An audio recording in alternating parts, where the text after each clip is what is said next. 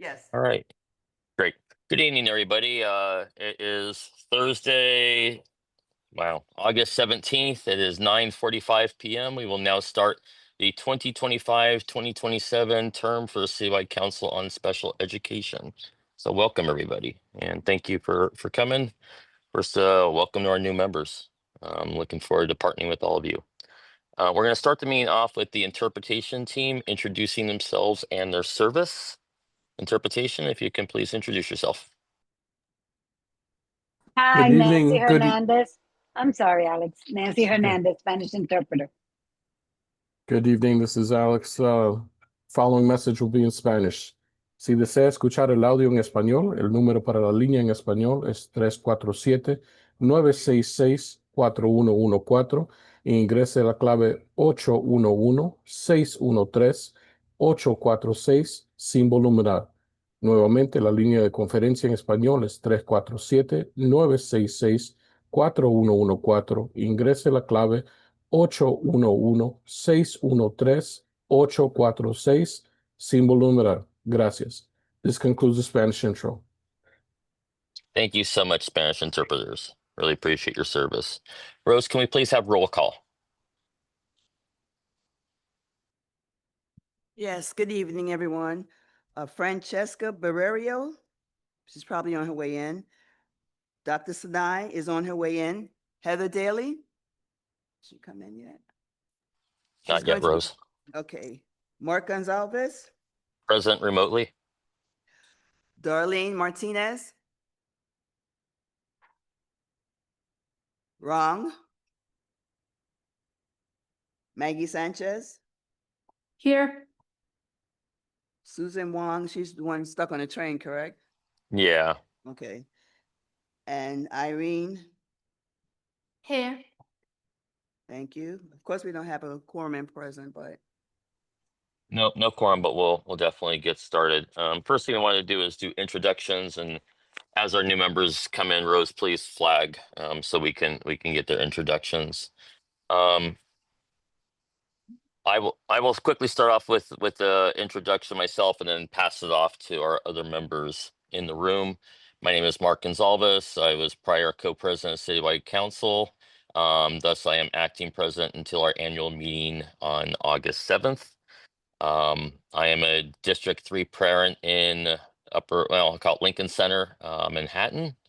I have two kids with IEPs, one who's in an ICT classroom in middle school, one who attends an 853, which is a non-public high school paid for by the city and state. It is an approved high school, and it's because his version of autism, the DOE is not able to appropriately handle. That being said, both my kids are doing well in their various settings with quite a bit of support from the DOE for both kids. And that being said, I'm here because I know how challenging it can be to be a parent with a student with a disability. I know how challenging it is to go through the system. Having had to go through what I called World War III about 12 years ago with our CSE, and then find an appropriate 853 school for my older one, and then dealing with my younger one in the various services he needed and received and then did not receive at times.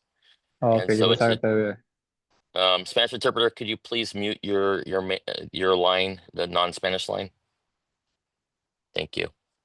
And so I know how challenging it can be when you don't get services. I know how it is dealing with busing. It can be an adventure where a bus route that should take an hour can be a 4-hour bus route.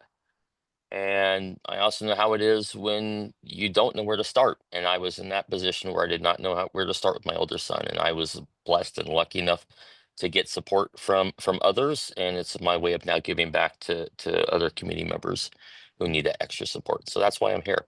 I'll kick it off to the room. Whoever wants to introduce themselves next, please. Thank you.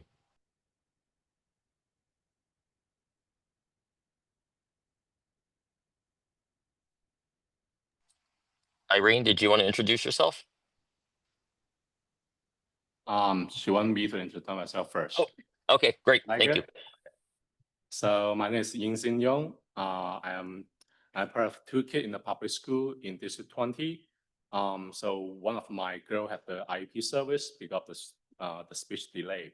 So this is my first time in the CCSE, and I've been working in the health industry for many years in the hospital and the independent physician association. So we and my wife have the 3 years PTA president in the school. So we have long time advocate for our kid and the other kid in the community. So yeah, this is me. Thank you. Welcome. Also speak into the mic and speak up because we have interpreters who need to hear you. So you going next, Irene? Okay. No, you start speaking. They'll pick up. Hi everyone. This is Jasmine. You can also call me Irene. I am the new member here, and I'm very grateful to have the opportunity to be part of the team. As an immigrant mother with 2 kids that was diagnosed with both ADHD and autism, we have been going through a lot of things from CBSE, IEP, CSE. So it make me feels like especially for those family that due to language barrier, it's very difficult for them to find the correct service or the right support. That's why I'm here today, and I try to help the others, families or fans that was also suffer in this situation, and I'm willing to learn and to lend a helping hand to all the other family. Thank you. Maggie, you're up. Thank you and welcome. Maggie, you're up. Hello, everyone. My name is Maggie Sanchez. I have a child with autism. He is in high school, and he's also in an 853 state-approved non-public school. And yeah, I mean, he's doing well. This is my second term on the CCSE, and I was reelected, and so I'm happy to be back. I was the previous recording secretary for the council. So yeah, welcome new members, and thank you everyone that. Thank you, Maggie. Welcome again. Rose, when other members come in, can you please give a heads up, and then we'll get them to introduce themselves where appropriate. Thank you. Yes. All right. Next, Anthony, are you back in the room, or is Anthony Yes, still back. downstairs? He's here. Okay. Anthony, you want to introduce yourself, please? Sure. Good evening, everybody. My name is Anthony Aguilar. I'm your face liaison.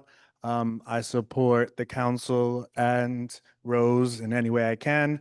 When you have questions or any support, I'm your guy.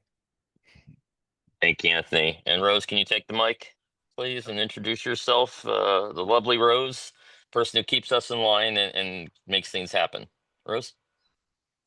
Hi, thank you. Good evening, everyone. I'm the administrative assistant for the CCSE. I just celebrated, or not celebrated, but I just finished 10 years with the with the council. Yeah.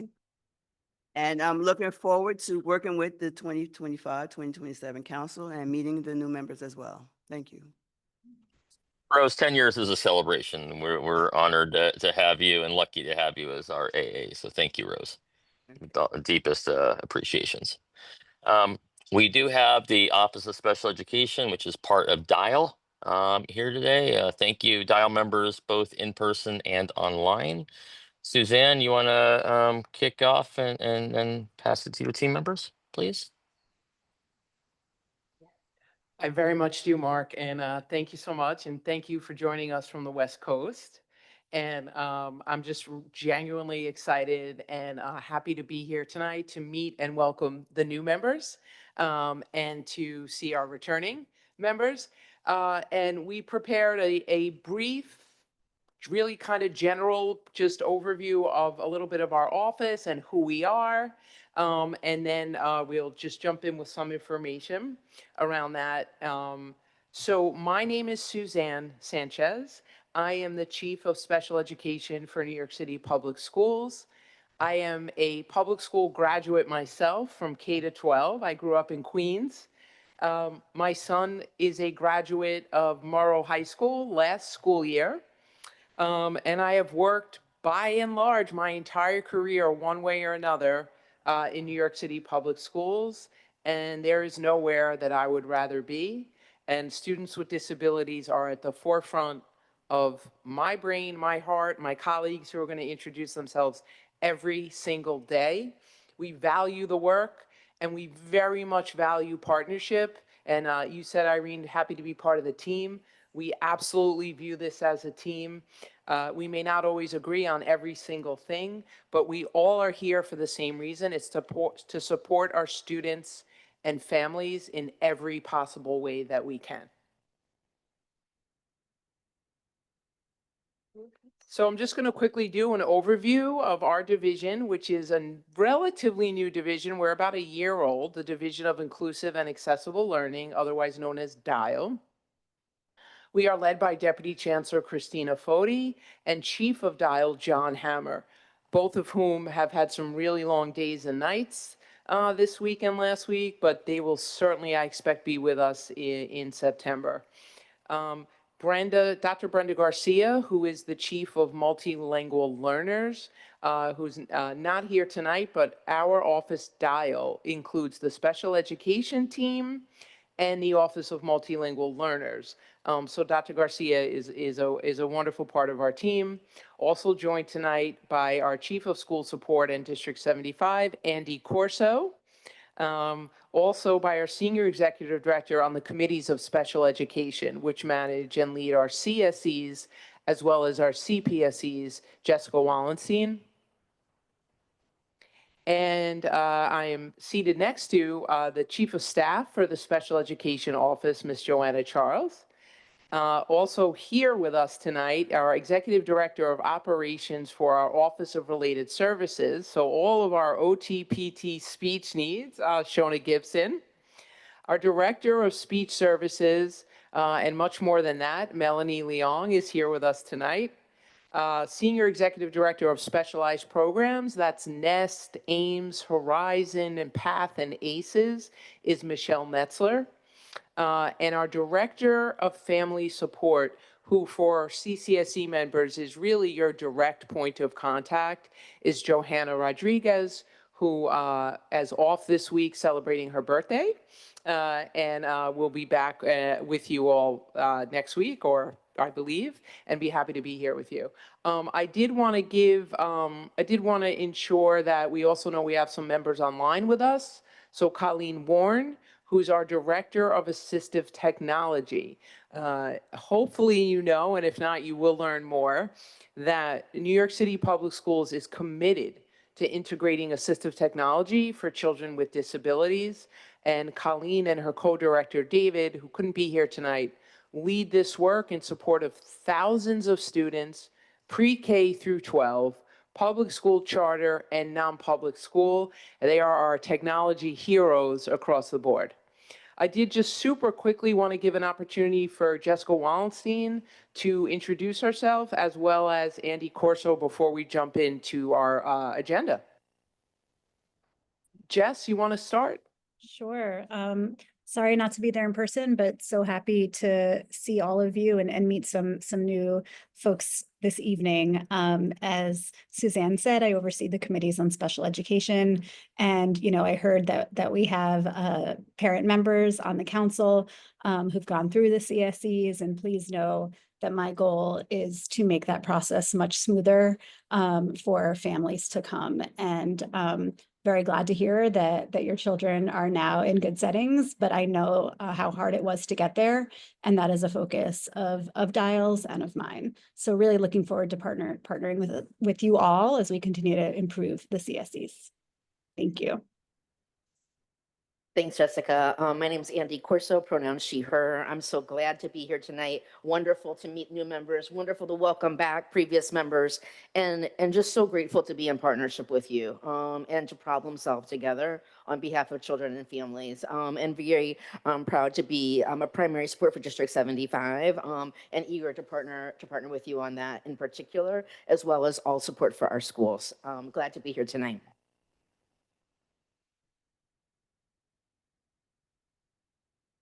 The other one.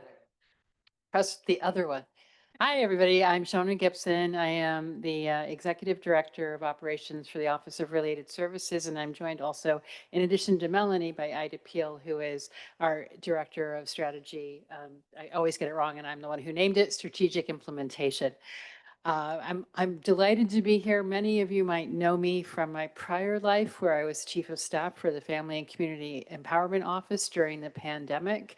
And my heart really belongs to this council because I was the personal liaison to the Citywide Council for Special Education for a good number of years. So this is my favorite council in the entire city, with good reason. So it's nice to be with you guys tonight. Thank you, Shona. And Mark, Ida Peel is the person who's going to help us redo the independent registry. So we'll make sure you guys connect. Michelle, would you like to introduce yourself?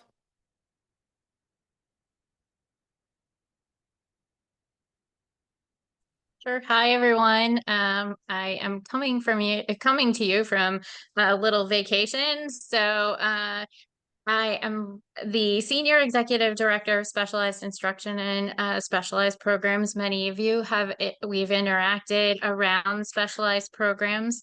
I'm very excited to be here tonight and to continue to work in partnership with you to ensure that students have access to these high quality specialized programs close to their home. Thank you.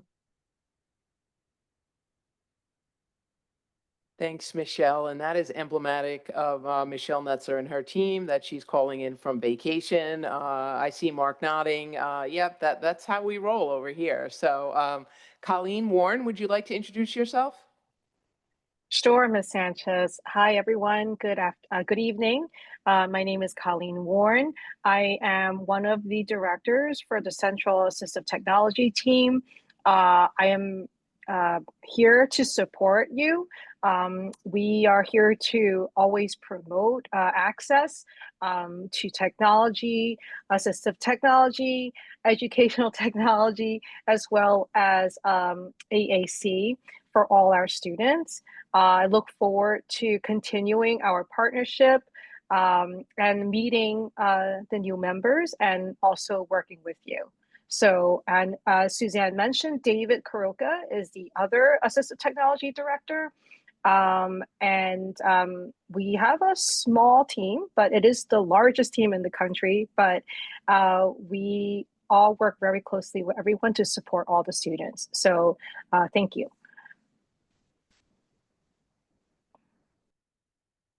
Hi, everyone. My name is Melanie Leong. I'm the Director of Speech Services in the city. So it's very nice to meet you. Similar to Suzanne, I've spent most of my life working and supporting in DOE schools. I'm also a public school graduate, and I started in District 20. So that was my home school.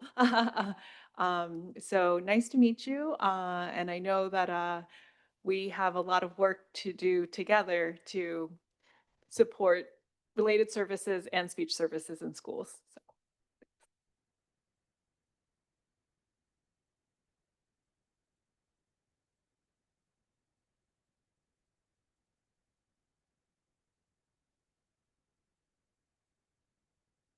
Hi, before we get into the presentation, I would like for one of the interpreters to speak into the Zoom line to tell us the information for our Spanish speakers to dial in again. Thank you. Hi, this is Nancy. Buenas noches. Quien quiera que quiera escuchar esto en español, por favor llamen al número 347-966-4114. El número de identificación es 811-613-846 y marca la señal de número.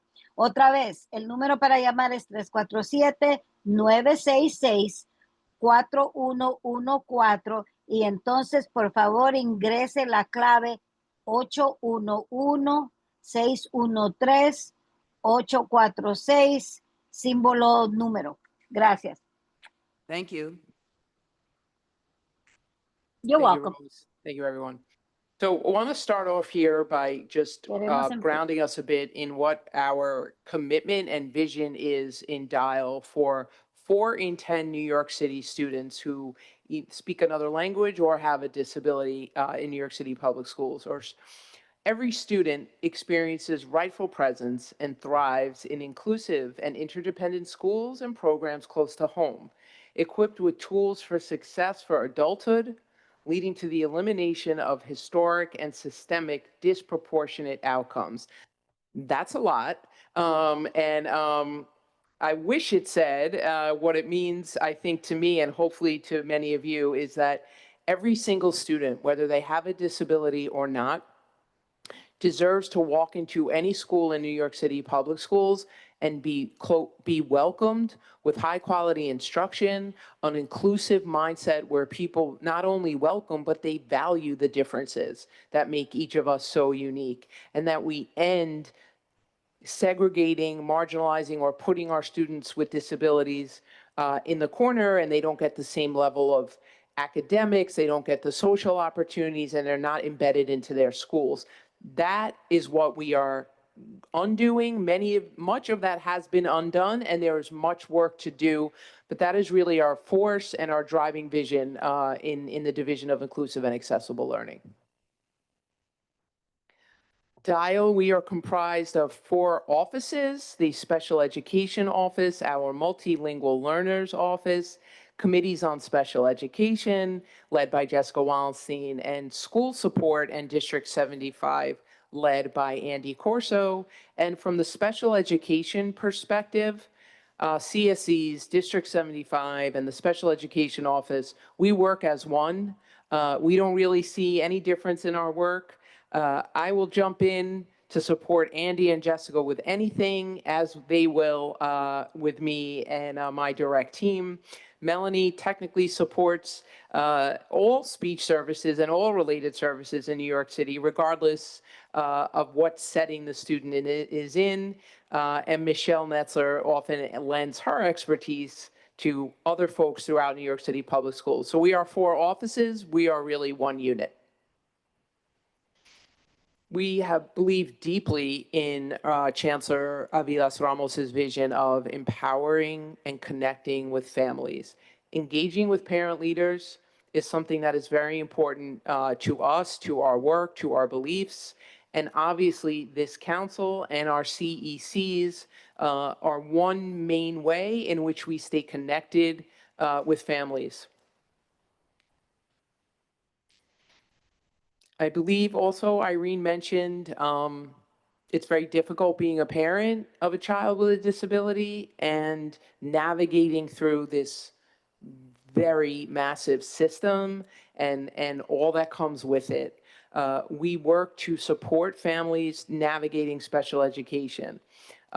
We have supports for our schools in districts for classes, kindergarten through 12. We also work with our preschools in building up their supports for children with disabilities. We support charter, non-public, private, and religious schools as well in partnership with our CSEs. I do want to mention very quickly that for our preschool students, thanks to a lot of advocacy from some folks in this committee, Jessica's work, City Council, we have been funded for a pretty significant increase in our special education service delivery. So OT, PT, speech, See It, which are teachers, and we're really, really excited about moving forward to deliver more and timely special education services to our youngest students. Want you all to know here, and this is key. We are a mighty band of staff here who believe and work very hard. But we do not have the manpower one by one to solve and address 200,000 potential concerns, which we hope there are not. But so we encourage you all and our families to utilize the special education mailbox. Special education at schools.gov. That goes directly to Johanna Rodriguez. And she shares the information each day with, it could be myself, Melanie, Shona, Andy, Michelle, Colleen, and other folks across the city, and we work to address those issues. One of the reasons that it's so important that concerns or questions go through that inbox is it allows us to see trends. It allows us to see, is there a specific district or school that we want to provide additional support to? Is there a topic area like summer busing that's coming up that we want to address? And we track all of that through the inbox. So please share that email with families that come your way and know that we track it and look at it and respond every single day.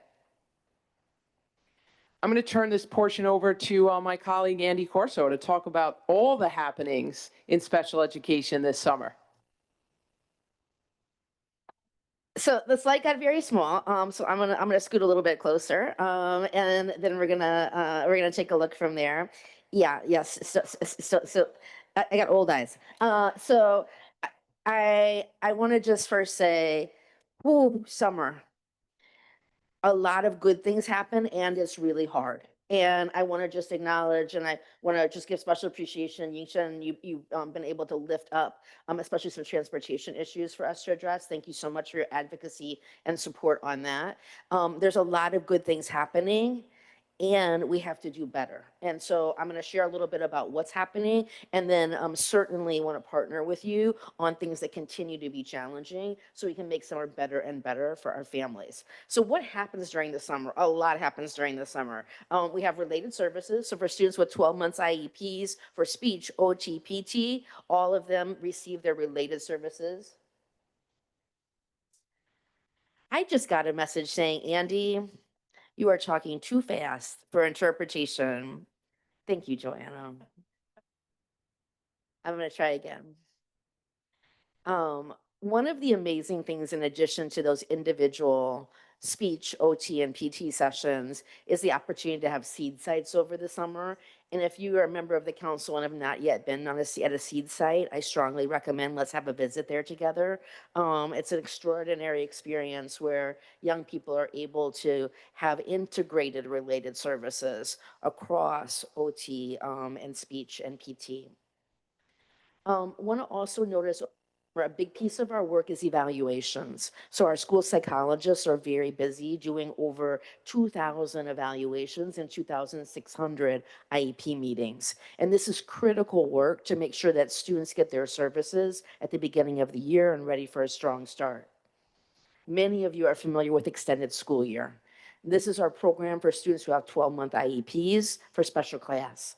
We have 4,500 students enrolled, 1,000 more students than last year, so continues to see a lot of growth, 30 sites across the city. And we do specific intervention work at ESY, particularly around literacy. We also have 1,200 of our youngest learners, preschool students in extended school year as well. Finally, in District 75, all of our students have 12-month IEPs. So District 75 actually closes down one school year and opens up another school year the very next week. And because it's very exciting and do some phenomenal programs. Our autism program students also participate in summer. For Nest and Horizon, we have almost 2,000 students from K to 8 across over 100 summer schools. And for Ames, we have 140 students across 7 different sites. What are some challenges over the summer? And I want to name some and want to think about how we problem solve together. Busing is absolutely a challenge we continue to face year over year with summer. And I just want to acknowledge and name how very disruptive and frustrating that is for families when they do not have predictable transportation from the very first day of summer programming. This year, about 90% of students had busing within 1 week, and we have still had a steady, small group of students that we have struggled to find the right route for or the right place for, and that's something that's critically important. Welcome, we're so glad you're here. No, it's for you. It's for you. There's a lot going on. So, one of the things that I want to share is that, and this is a challenge we can problem solve together. For busing, every single student for the summer has to be rerouted. So these are all brand new routes just for our summer program, which is part of what causes some of our challenge. The other thing that we really grapple with over the summer is kindergarten IEP placement, KIP. We love an acronym, and so we want to make sure that all of our kindergartners know where they're going to school for the following year. So that's a major focus area, and then we continue to make sure that happens. And make sure that all of our both young and older students who are joining our specialized programs know where they are going to school. I want to share a couple fun facts. One of our ESY sites is going bowling next week, which is very exciting. Another one had a water slide for today. It was the right day for that. Let's put it out there for good planning. And one of our District 75 sites has each site has a different musical as their theme for the summer. So one was the Michael Jackson site, and they're doing all activities related to that. And then we had a drumming circle for our after school for District 75.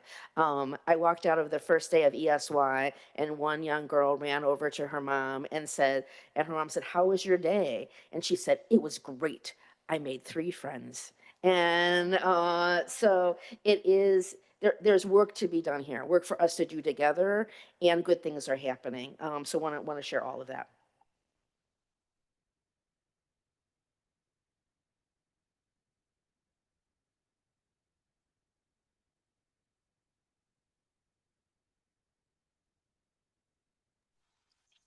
Okay.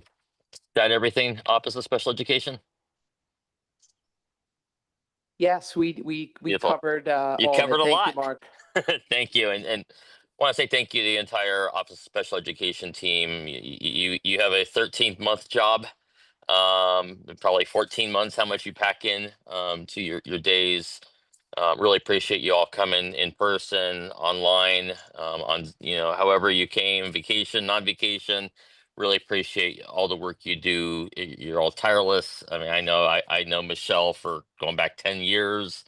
Suzanne, I met, I don't know what, 3.5 years ago at a Saturday Academy program, and I've met so many of the other Office of Special Education people throughout the years as well, and really appreciate all you do for our community, all you do for our kids and families. You have a small staff, and you do a giant amount for nearly 300,000 kids in the city with IEPs or IESPs, and it is truly appreciated. So thank you. Thank you, Mark, and thank you to the council for allowing us some time with you all this evening. Thank you. Thank you. I'd like to acknowledge we have another council member here. Would you like to introduce yourself to the community?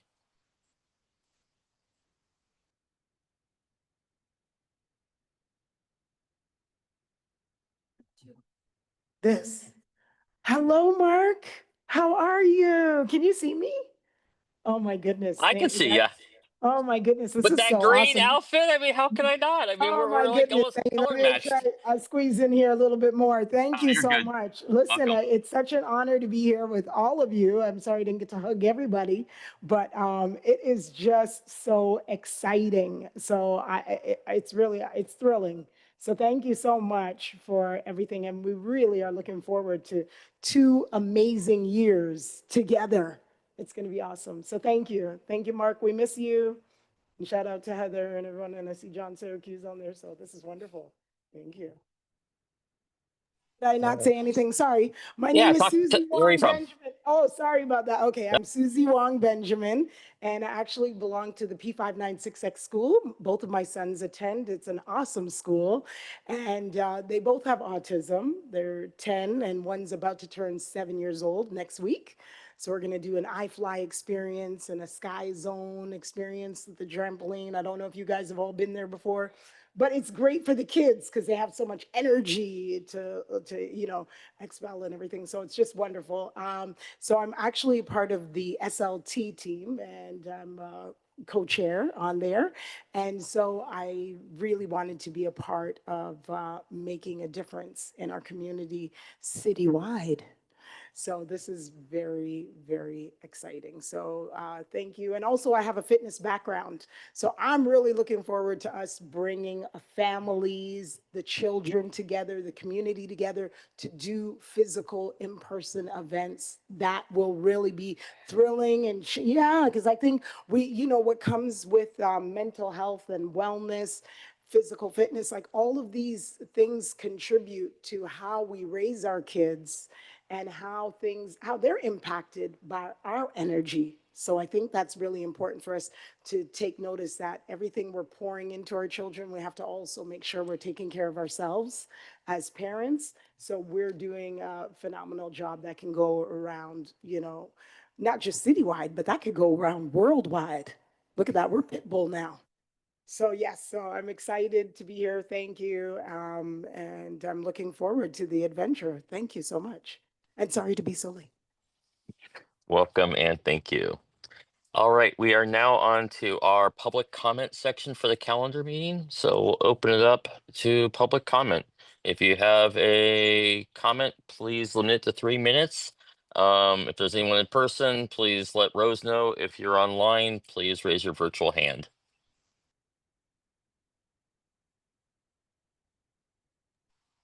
Amanda, I see your hand. Please go ahead.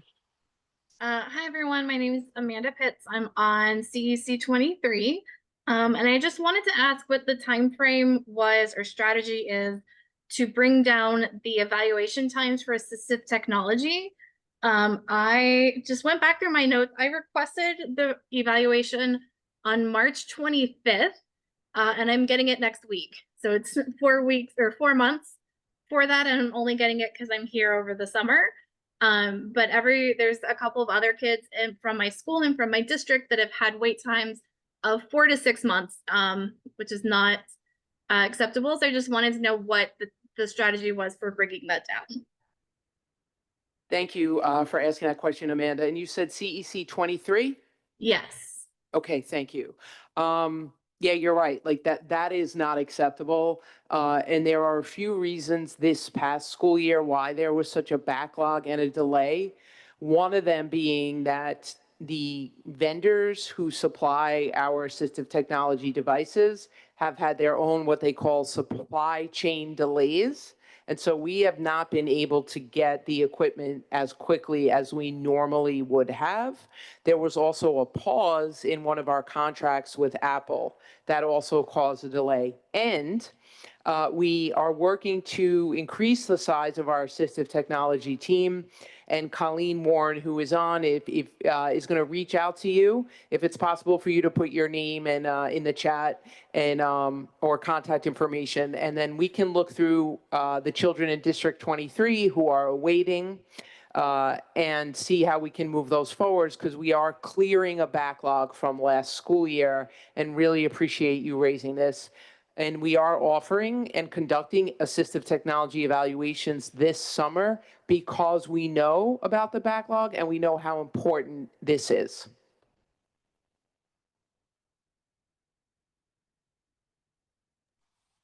Okay, thank you, Amanda. Thank you for the question. I apologize that you're taking nearly 4 months. I mean, federal law is very clear. It needs to be done within 60 days. It's not like it to be done. It's required by federal law. So we'll continue working with Office of Special Education on that. I understand there's backlogs and contracts. That doesn't matter to the federal government, and we need to do better as a organization as a whole. Our kids deserve better, and I appreciate Colleen and everything their team does. I appreciate Suzanne, everything your team does, but we definitely need to get those backlogs done and get back to being in compliance with federal law. It's important to our kids. But thank you. Any other public comment, please? We have Okay. someone in office here in the Yeah. conference room here. Okay, and then we have online Camille after that. So in person, please, public comment. Sure. Hi, good evening, everybody. My name is Kelly Bear. I'm a new member of the Citywide Council on High Schools, and I just came to meet all of you and say hi and invite all the high school families to come to our meetings if you're so moved. We meet on the second Wednesday here in this very room at 6 p.m. And just to highlight something I think you know, which is that we have an empty seat on our council right now, waiting for you all to appoint someone. So we're really excited to see who that will be and hopefully welcome them at our next meeting on the 13th of August.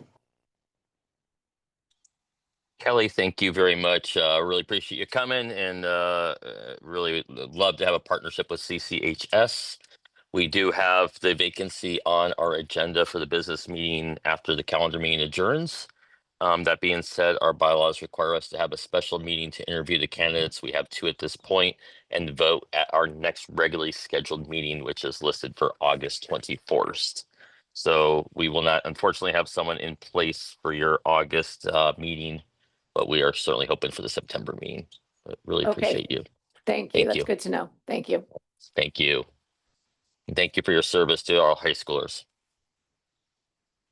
Next, we have up Camille. Camille is a member of the Panel for Education Policy, otherwise known as PEP, otherwise known as the official New York City School Board. Camille, please. Good evening, everyone. Thank you so much, President Gonzalez. I just wanted to congratulate all of our newest members and our returning members. I just am so proud of the work you all are doing for our students every day. I wanted to let you know that our next PEP meeting is actually next week on Wednesday night, and of course, you're all welcome to attend. I wanted to just speak to one of the contracts on mental health prevention and intervention services. It's a $1,700,000 contract. I think everybody could get behind that. We know that our children need more mental health support. And I also wanted to let you know that we're going to be voting on the new cell phone policy for the DOE. That has to be submitted to the state on August 1st. And so we'll be voting on that in this next meeting. And anybody is able to offer public comments in writing at any time during the year, month, in between meetings. Don't feel like you have to come to the meeting to only speak. You could share your feedback all of the time. And Mark, if you don't mind, I'm going to drop a few links and things in the chat. And please do not hesitate to reach out to me if you need anything at all. Although I am the Brooklyn Borough President appointee, I've worked citywide for many, many years, and I'm very familiar with a lot of the issues that families are facing. So do not hesitate to reach out. Thank you so much, and congratulations again. Thank you, Camille. And just so you know, she may represent Brooklyn, but she represents all the nearly 900,000 kids and their families in the city. And we are greatly grateful for Camille, all the work she and her other 24 members of the PEP do to support our schools. So Camille, thank you. And drop away in the chat. Really appreciate it. Thank you. Any other public comment? I do not see anything else. So at this point, that is the end of our calendar meeting agenda. Is there a motion to adjourn the calendar meeting? If there's a motion, just you can just say I have a motion to adjourn.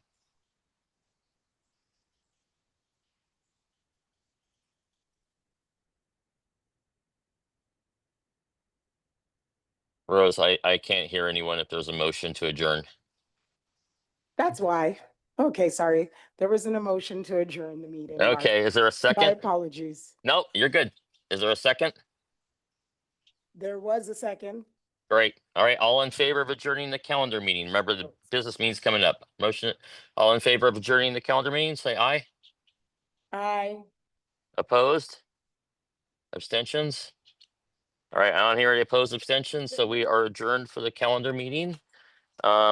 we will now move on to the business meeting. All right, so for the business meeting, Rose will get started.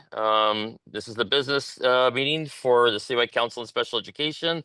It is Thursday, July 17th, now at 9, I'm sorry. What time is it? I'm sorry, 7:30 p.m. So apologies, trying to convert and doing a bad job. We will get started with roll call. Rose, can you please do roll call for the business meeting? Yes, I'm here. Just let me give SE Special Education a minute to leave. Yep, thank you, Office of Special Education. Really appreciate it. And then Rose, it sounds like there may be some more people in the waiting room. Can you please double check? No, there's no one there. No? Okay, great, thank you. Okay, second roll call. Francesca Barbiero, she's not here. Dr. Sinai. Heather Daly. Darlene Martinez. Wrong. Maggie Sanchez. Here.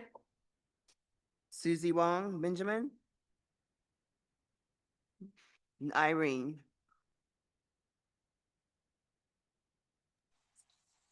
And I am virtually present, but since we are not at quorum, I will be given an excused absence for both the calendar and business. We are at quorum. We are at quorum? We have 6 in person? No. Wait. We have to have 6 in person, Rose. Yes, I'm sorry. Yeah, we're not at quorum, correct?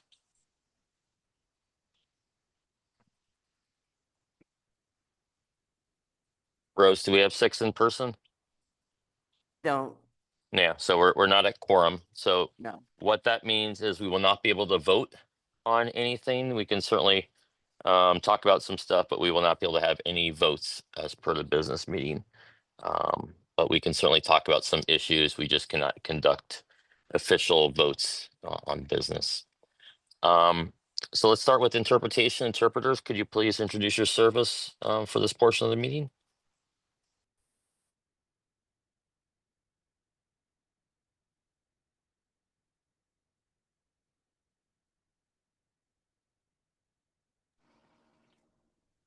Hi, I'm Nancy Hernandez, Spanish interpreter. Yo soy Nancy Hernández, la intérprete de español. Muchas gracias.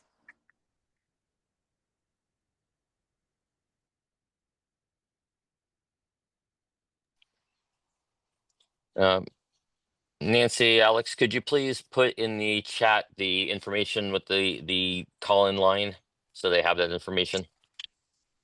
That would be very helpful. Buenas noches. Si necesitan ustedes, is that what you wanted? I'm sorry, you want me to give them the number? If you could read it off Okay. again. Thank you, Nancy. No problem.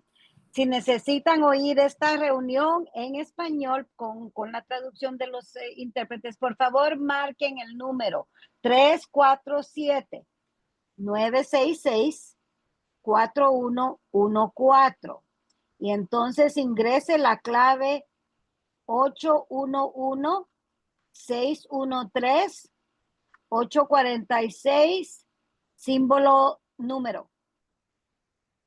Gracias. You want me to repeat it again? Nope, that is perfect. Okay. Thank you so much. No problem.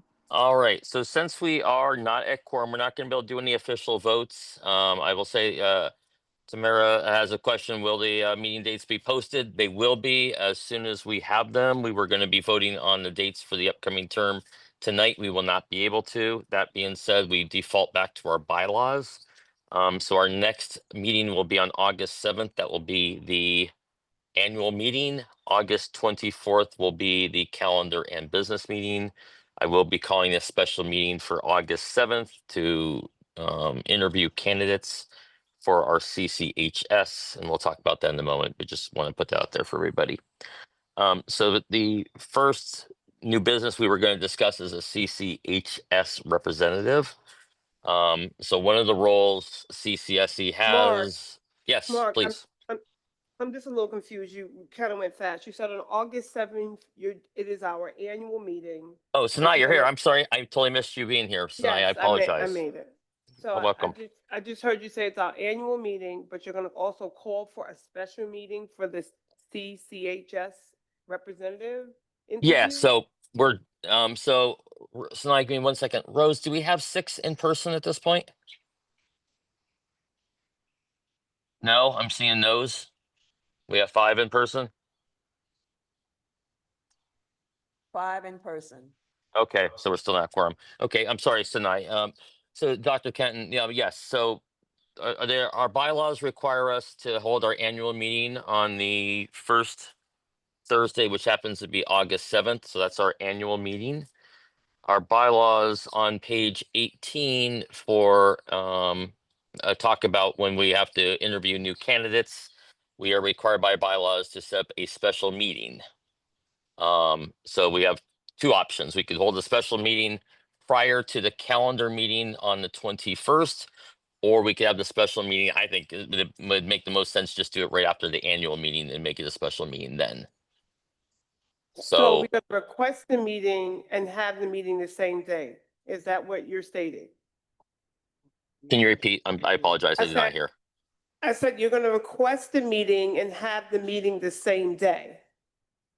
I'm saying that I would like to call a special meeting for August 7th, which right after our annual meeting, to interview the candidates as per our bylaws.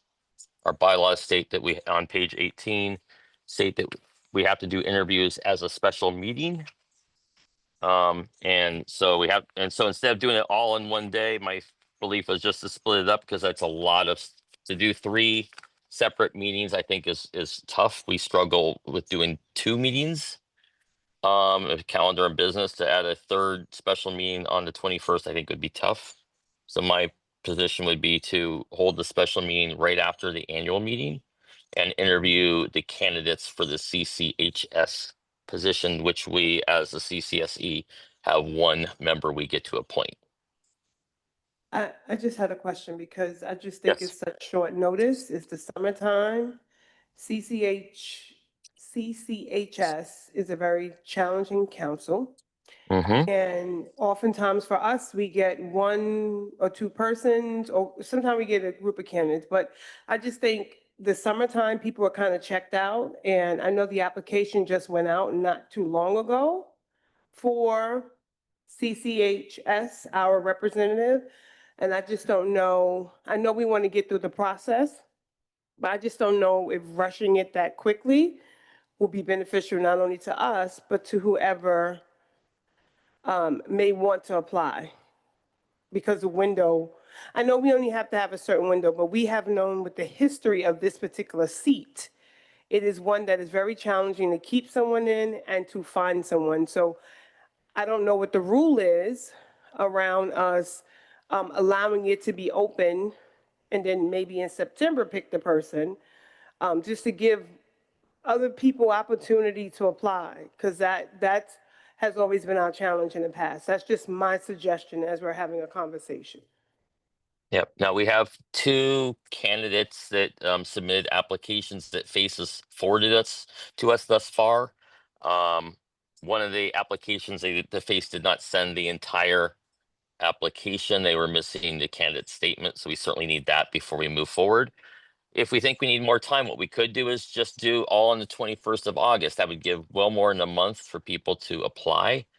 We've already given a few weeks already, and to the 7th would basically have given more than a full month to apply. If we think we need to wait till the 21st and just, for additional another month worth of time for applicants, certainly we can. Dr. Kenton is 100% correct.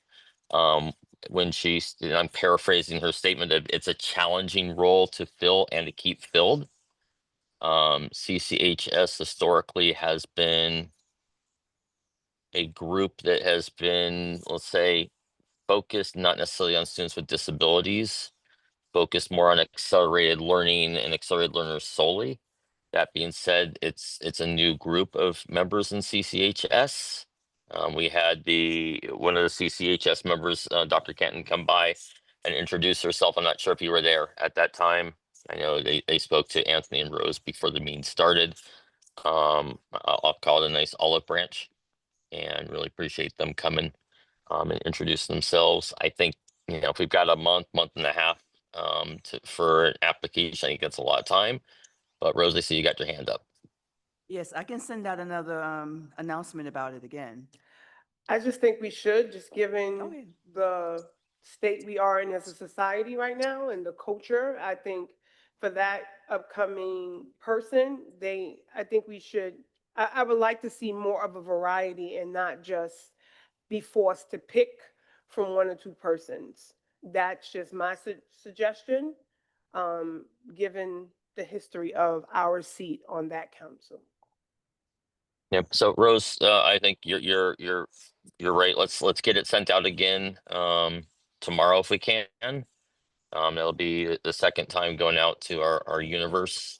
Yes. And if we can get also, I believe it's posted on the website, but if we can make sure it's posted on the website. If you need help with that, please holler. But I think again, putting it out there another time would be beneficial. Because Dr. Can's right, we want to make sure we have the best candidates that we can choose from as the council. So let's Can I look ask a at quick question? I'm so sorry. Can I absolutely. just ask a quick No, don't question just apologize. relating to We're having a that? discussion. Yep. Okay. Is this a position that's actually been vacant for some time now? Because I thought it was. Yes. So the Okay, answer is yes. okay, the position has been vacant for a while and it hasn't been fulfilled. I don't know exactly how long the vacancy has lasted so far. So it's a little more complex. So it's vacant because the new term started July 1. Okay. But if you go back, it's been vacant for about what 4 or 5 months prior, when the representative we had in place resigned. For it's Dr. Kenton hit it in her description. She nailed it. So I've been on the council for several terms, and it's a very hard position to fill because that council tends not to be. I mean, Mark was very nice in his rendition of them, but it can be a very combative, aggressive, and insensitive space to not only children of color, but also children with developmental variations. I don't call it special needs, I call it developmental variation. And so historically, we sometimes will fill the position, but the abuse, whether it be verbal, or just emotional, that candidates that we've chosen to put in that position has gone through, oftentimes they resign. And unfortunately, the way our system is designed, even though FACE is there to very much support us, they do not necessarily step into combat or buffer some of the way that meeting plays out. My suggestion to you is their meeting should be on their website. You can look at the past ones historically, but we have struggled for at least the 2.5 terms I've been here, or prior to that, to put a person in that seat that is respected and gives voice to children with special needs who are in high school. It is just not something that has happened historically, and I can go on the record saying that for at least the last 10 years. That seat has had its fluctuations of up and down, but historically in the last few terms, particularly this last one and the one before that, it had became much more toxic. Yep, agreed. 100%. Yes. Just, we did have a FACE liaison representative here in the room, right? Oh, Anthony okay, all right. is, Yeah, yep. oh, okay, yes. Okay, all right. So I guess we can still try to get that guidance, I guess, in order to help to, or are you kind of losing faith? Guidance thing, I just think in terms of having two candidates, it's not a lot to select from when you're looking at people who may have the tenacity and ability to withstand some of what will happen. And so I'm just saying, I think it's also summer. People are checked out. Parents are not necessarily connected. Elections have passed, so in people's mind, things are over. So people have kind of moved on. And I'm just saying, as a council, to make it a much more fair and a much more equitable situation, to give ourselves a little more time to see if there are other parents. Usually parents will kind of come back to the table in late August as they get ready for school. And so if we put it out, we may get more parents to apply so that we can then have a bigger pool to look at the candidates as we share with them historically what they're facing, right? And I just think our objective is to fill the seat and not have to keep replacing the person. And so I think in terms of having just a space to give more time, what are we in a rush for? The term just started. And so FACE has done what it does, and they are there to support us. But historically, if you look at the position for us, it has not been one that has been safe. The person's always resigned. We have not gotten a person to sit in that seat the entire term, and most of the time when they come back to us, even if you look at our minutes, they will say because of the toxicity, because of the verbal abuse, because of the social emotional abuse that they've experienced, they can't endure that. And so some of what happens in those spaces, I personally believe are systematic, right? And I don't know that FACE does a great job at what they do, but I don't know that they have the ability to do a lot more because the way the law is written, the way so there's a lot of other complicated factors that make that what it is as an in-council. So I was just suggesting more time. But if not, if y'all want to go ahead and stream with those two persons, you're welcome to do so. That was my suggestion. Okay. So Rose, let's do this. Let's make sure we send out the application every 2 weeks.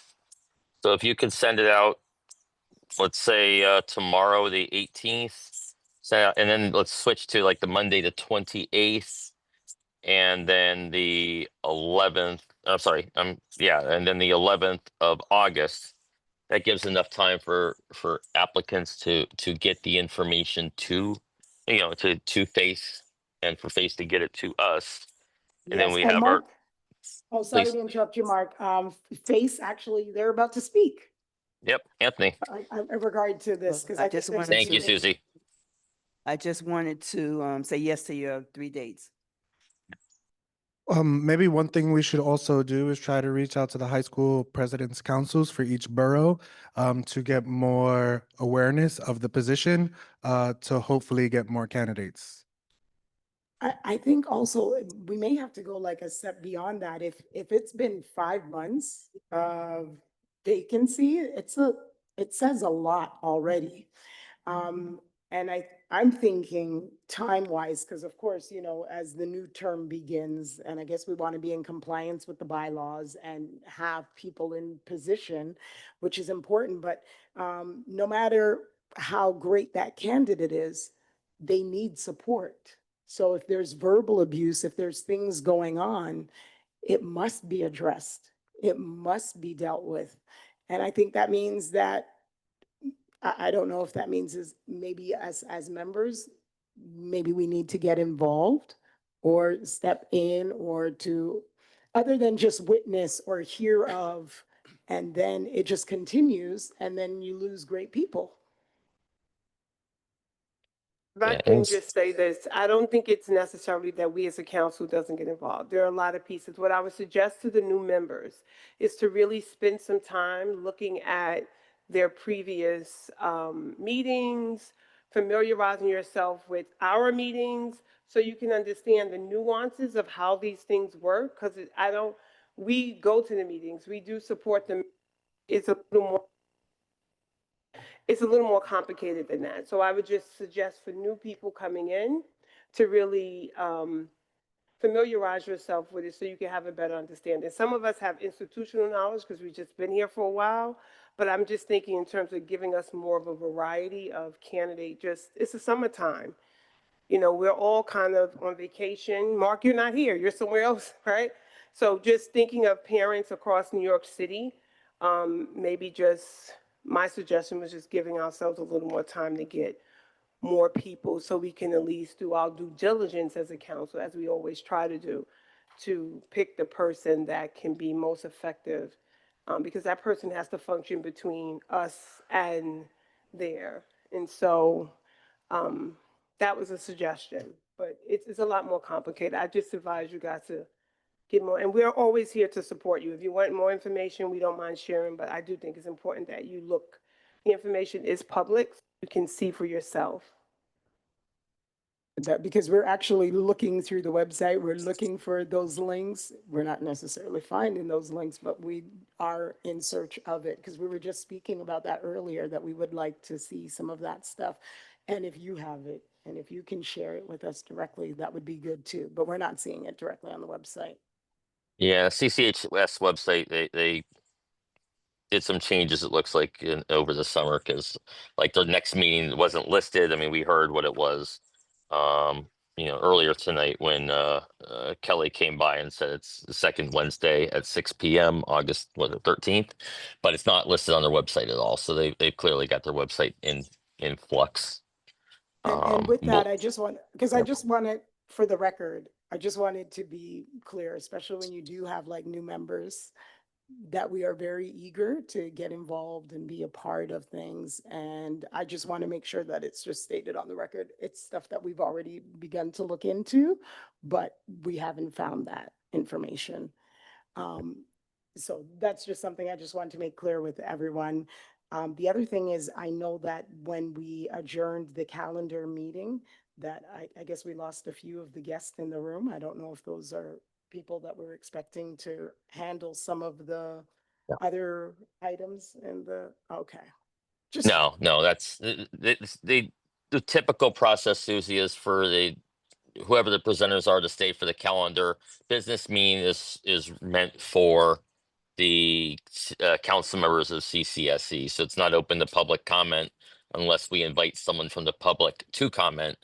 It's meant more as a meeting for us to discuss issues and conduct our business, and so it's slightly different. So they typically clear out for that portion unless we need them there for a reason. That we do have Anthony from DOE here to represent.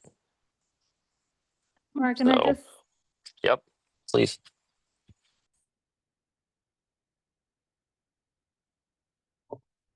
um, so in terms of our end, on our end from the website, the council has different committees, right? And one of them is the communications committee, which is in charge of, updating the website and putting the links and all of that. In conjunction with Rose, that's something that the communications co-chair has been working on. And then the only ones that I saw the recordings not posted were, I think, the last couple of meetings, and that's something that we're actively working on in the committee. So for new members, if you wanna, after the annual meeting, you guys can join the committee, the public can join different committees, you can create committees, and then report back to the whole council to target those things that you guys are seeing that is, we need help with. The reality is that over at least for the first term that I've been part of, and in that first term, I was the public advocate appointee. So this year I got elected, but from what I've seen is that there's been a lot of turnover sometimes with the councils, and this has not been the only council that has had that issue because sometimes people just come in, they get elected, and then they leave, and so we have a vacancy, and so that leaves the rest of the council with a lot of the weight of the responsibility of doing these things, having target with the committees or with whatever issues or resolutions or whatever. So I just want to put that out there. I think that in terms of the CCHS, the last member that we had on, she tried very hard to stay on that council. And she was a person with a disability and a person that needed interpretation services.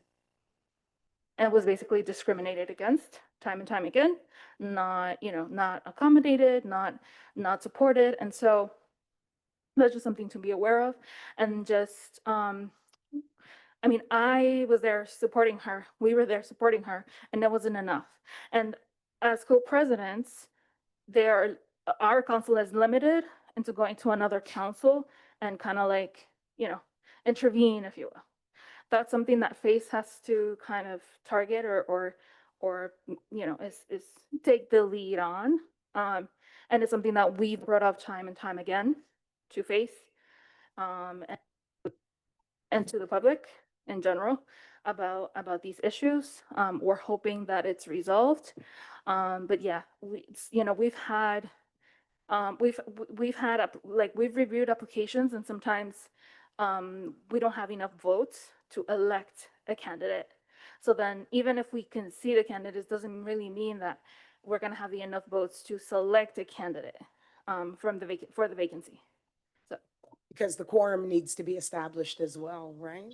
the quorum has been established, but also, I mean, there are some times that yes, the quorum hasn't, like right now, but even with quorum, sometimes there's no agreement on the candidates. You have to have 6 people to agree on one person. So even if you have a council of 11, if people abstain, if people disagree, you can have a qualified candidate that doesn't get on because you can't get 6 people to agree. So that's one of the reasons why I'm saying by having more candidates, it gives people a much more wider range to look at in deciding who they want to choose. If you got 2 people and I don't like the person and this person likes the person, so we're just at a stalemate. And so I'm just trying to think of a way that we can be proactive and still be able to get someone that we can support. I mean, I think a lot of it is just how people come on councils and how we stay on. And fortunate for this council, there is some institutional knowledge with members who have been here who can kind of help new members get accustomed to what we do and how we move. But I think it's just that council is just how it functions within our council, which I personally think can be challenging because children with special needs are throughout high school, right? And having someone and having their voice and needs spoken at council meetings are important. But like she said, I can't go to CCHS and demand that they respect or do or run their council in a particular way. It's just not. And even though FACE has the power to support, let's be clear, FACE by law does not control CECs or CCSEs. They just don't. They don't have the ability to make us do, all they can do is say the law says you're supposed to do these certain things. So it's challenging at times, but I think for the most part, having variety or having more people, I think it makes it better for us to think about who we pick and that was just my thoughts. But if people have different thoughts, that's welcome too. Yeah, just so everyone's aware, FACE was heavily involved with the CCHS representative that we had was working quite a bit with the CCHS, working with our representative. But as Dr. Canton stated, they have federal law or state law they have to deal with as well, and they are prohibited from doing a lot of things. The chancellor found that out as well. But it's how it is. So let's move on for now.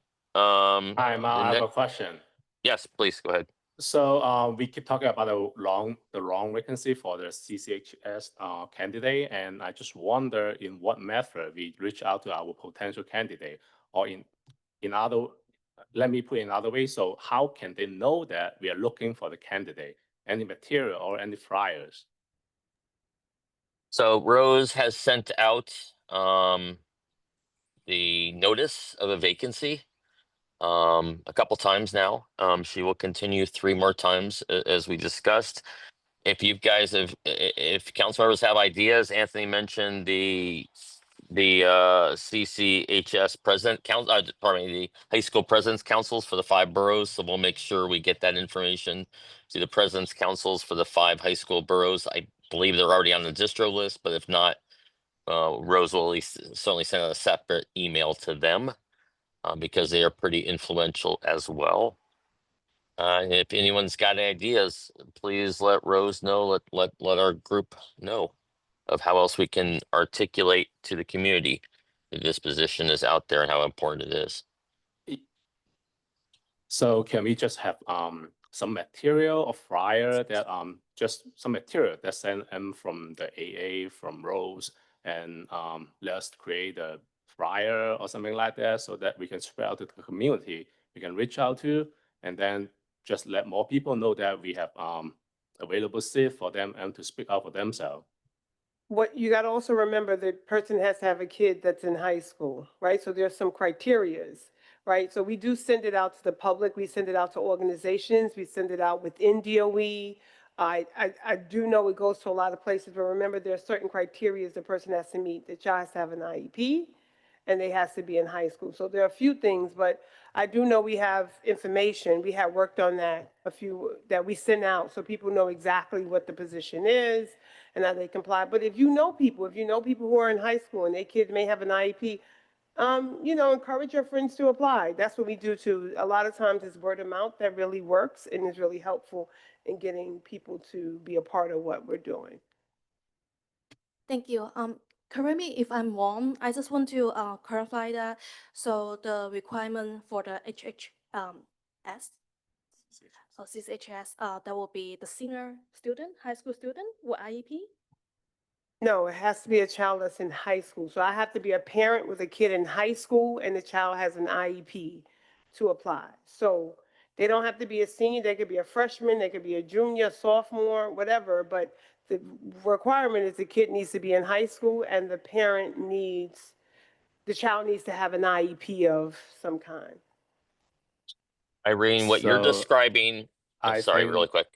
Go ahead. Rose, you can send so they'll know. Yeah, so I think we have just like that lady, Miss yeah, the reason so she just mentioned that we just new to the group and we have not too much idea about how to run this institution. So just like this meeting, we know that we are going to attend to this meeting, and we know that some of the people from the DOE or special education, they will attend to the meeting. But frankly, I don't know that we have the proper Zoom meeting link that we can send out to the other people and encourage them to speak out for themselves in this meeting. So I just want to just like the candidate, we are looking for a candidate and we are opening a meeting today. So can we get a flyer or material from our office to just send to our email so that we can spread out to the community and to let them know we are looking for someone and we have a meeting today so that you can join our meeting and join our group. We have the CCSE, our council has a listserv, and we email blast. I received the CCSE meetings, and I received the notices. So I've seen Rose has sent out the flyer. She created like similar to like this meeting. She created a flyer and saying that there's a vacancy for CCHS. Is that what you mean? Sorry, it's been blasted out through email. Okay, I think we should probably take a look at that flyer to see how it's generating that interest. A flyer can do many things, and sometimes it has to look a certain way. I'm sorry, I didn't hear what you said. So I just really quickly on that. Yes. So are you guys on the CCSE emailing list? Are you guys receiving the emails for our council? What email subject you're talking about? CCSE. So questions, but I think that a lot of this is in-house keeping that we need to do. And I think maybe, Mark, after we close the meeting, we could spend a few minutes and give them what they need to be successful. Yep. So, all right. So just so everyone's aware, the last time Rose sent out the vacancy announcement was on 6/20. That being said, I think there's some good comments that have come out that we got to make sure we've got everyone on the distribution list for CCSE that needs to be. We've got to figure out how we can easily add more people. There is a flyer. That being said, Rose is going to send out the flyer again 3 times before the next meeting scheduled on before the next calendar meeting scheduled on August 21st.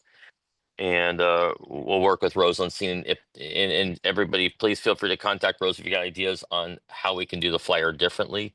when we're done with this meeting, I will send out the flyer that she had on 6/20 so everyone can see what the flyer was. So I will email that. Let's move on. So Irene, you brought up the student member. There is a student member that is appointed by the designee of the chancellor. It is a high school senior with an IEP. At this point, the Office of Special Education, well, at the last time I spoke to Office of Special Education about this, it was about a week ago, they had not received any applicants at that time for the student representative. It's a non-voting position. It lasts 1 year till June 30th, but no one had applied at the point. The other two positions that are voting are appointees of the public advocate. So we are at 9 members right now. We will get to 11 when the public advocate appoints their 2 members. And then we will have a 12th non-voting student member. But again, the public advocate positions are still not appointed, and we're still waiting for applicants for these student members. So if you know of a high school senior with an IEP, I would definitely encourage them to apply. They can get information from special education at schools.nyc.gov. They can send it. Otherwise, it is listed on the DOE's website, and I will find that and email that to everybody as well. That link, so everyone's got that. And so, if you know of a high school senior, please get that to them. We were going to talk about member concerns, so I think we can certainly talk about that. We can't make the decisions, obviously, on any of this stuff that we're talking about today because we're not at quorum, but we can certainly discuss these things. So there was a member concern about summer school buses and para educator support. Who would like to talk about that subject? Hi, yes, Mark. So this is Ying Xin. We all know that the summarizing program just started July 2nd, but it brought to my attention that last Thursday, a parent just came to me and told me that his son in the elementary school with autism in D75, and he didn't have the school bus service for summarizing, and he did not have the para, even though he had the para and the school bus in IEP service, but he just didn't have it. And then I reached out to Mark, and Mark is really helpful. He is really helpful, really, really helpful. And then he just gathered everyone from the OPT and the special education department and try to figure out what happened to those kids without the school bus for summarizing, or even for the para missing in the summarizing program. So we all know that the autism kid, they require the para to take care of them. So that parent just told me that every day when the kid just came home from school with bruise because he has no para, and it's about safety. It's not just about the trip or anything else. We cannot guarantee for safety when the kid in the school. So I think it's really concerning, and it really need to be addressed immediately. And also, it take 2 hours for the autism kid to commute from home to the school, and with no air condition. So the air conditioner part, I will just leave it to Susie to address it because he had the similar topic. But just imagine that 2 hours in summertime for autism kid with no air conditioner, and then it take 2 hours, single trip. And then I reach out to the OPT office and the special education, and then they finally solved the problem. They give him the school bus with AC. But however, the mom just come to me today and told me that they are living in Brooklyn and the summer school in Brooklyn and the homeschool in Brooklyn, but the school bus just carrying and the kid travel from Brooklyn to Manhattan, and then cost the same thing, 2 hours community time. Yeah, I mean, I think you're bringing up something that we'll talk about when we get to topics and priorities. But we certainly need to bring OPT back in. It seems like in Sinai and Maggie, you both know, it seems like every year we have OPT challenges, and we bring in OPT. We last term we filed we were part of the Office of Civil Rights complaint, against the OPT that went to the federal government and then was passed to the state government. So this is an ongoing problem. We heard that only 90% of the kids had gotten routing within the first week. It should have been 100 before the first, week before summer rising started, not a week after, and we're at 90%. It's inexcusable, and I don't honestly remember it being this bad, but that could just be my memory stating. It seems really bad. Yeah, because honestly, the program began on July 2nd, and the DOE and the OPT, they have enough time. They have enough time to learn that how many kids are applying to the summarizing program and how many drivers available and bus available in the summer program, right? And they accept the application from the kid, but they are not able to honor it when it just came through. So I received about 15 parents with their school account number, and they gave me and sent it to the OPT office.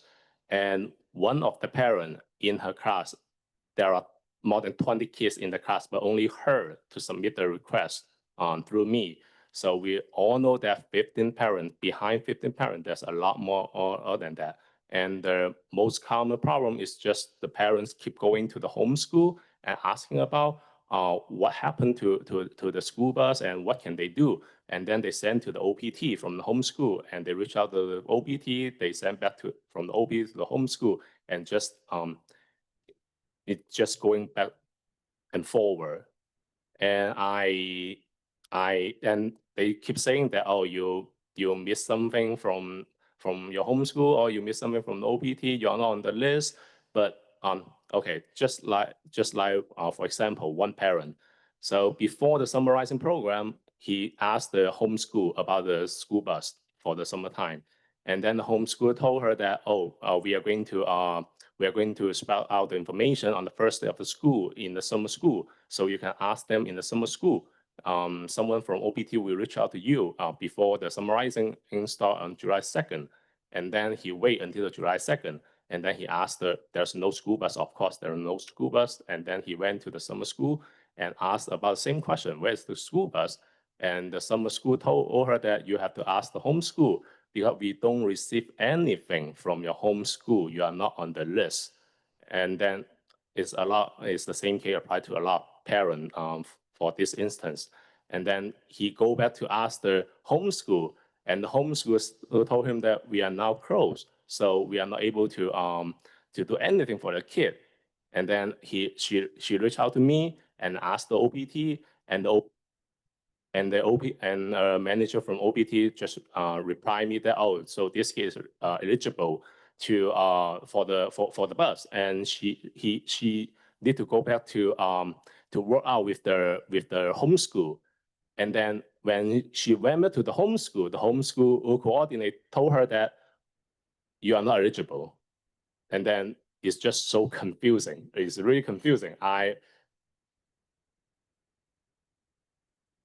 Yeah, it's a confusing process, and we'll talk more offline about that single case, because I want to find out more about why they're not eligible for busing. There's certain things, but that, to me, the overriding issue is the DOE, as you said, they knew the kids, they knew what buses they needed to route, they knew who should have been on the routes, and they're not doing their job. 90% is not good enough. It needs to be 100%. It should have been done a week beforehand, not so parents had time to prepare and know what time the pickups were going to be, just like they are supposed to do for the regular school years. It's not complicated. It's not the first year they've had summer rising, so it's really inexcusable that these problems are going on. We'll continue talking about this, and I think when we get to the main topic, OPT needs to be on there. Second, Mark, can I ask please. I see on this list you have several things relating to busing. Air conditioning, I see tickets created for OPT. Is it possible that his issues along with those issues can kind of be compilated together, and when we discuss bringing them in to answer those issues, we can kind of talk about that? I'm just thinking in terms of time and trying to get to some of the other things on the agenda. Yeah, well, I think the other ones are all related for the most part. Dr. Kenton, to your point, I think the next ones will go quick, and then we can talk about the 4 and 5 topics after, because your point, I think that articulated really the big issue. Sure. Are we gonna invite OPT here for the Well, August meeting? Is that what it is? I think when we're going to get to the council parties and mean topics in just a moment, I think that's something that we should talk about is having OPT come, because these 5 points A through E really are OPT related. And I think we need to discuss them. There's also, within here, there's also some state law, city law we need to deal with, and possibly federal law. But I think a lot of it's all really tied to OPT and summarizing and even regular school year. But there are some law changes that would have to happen for some of these things to be in place.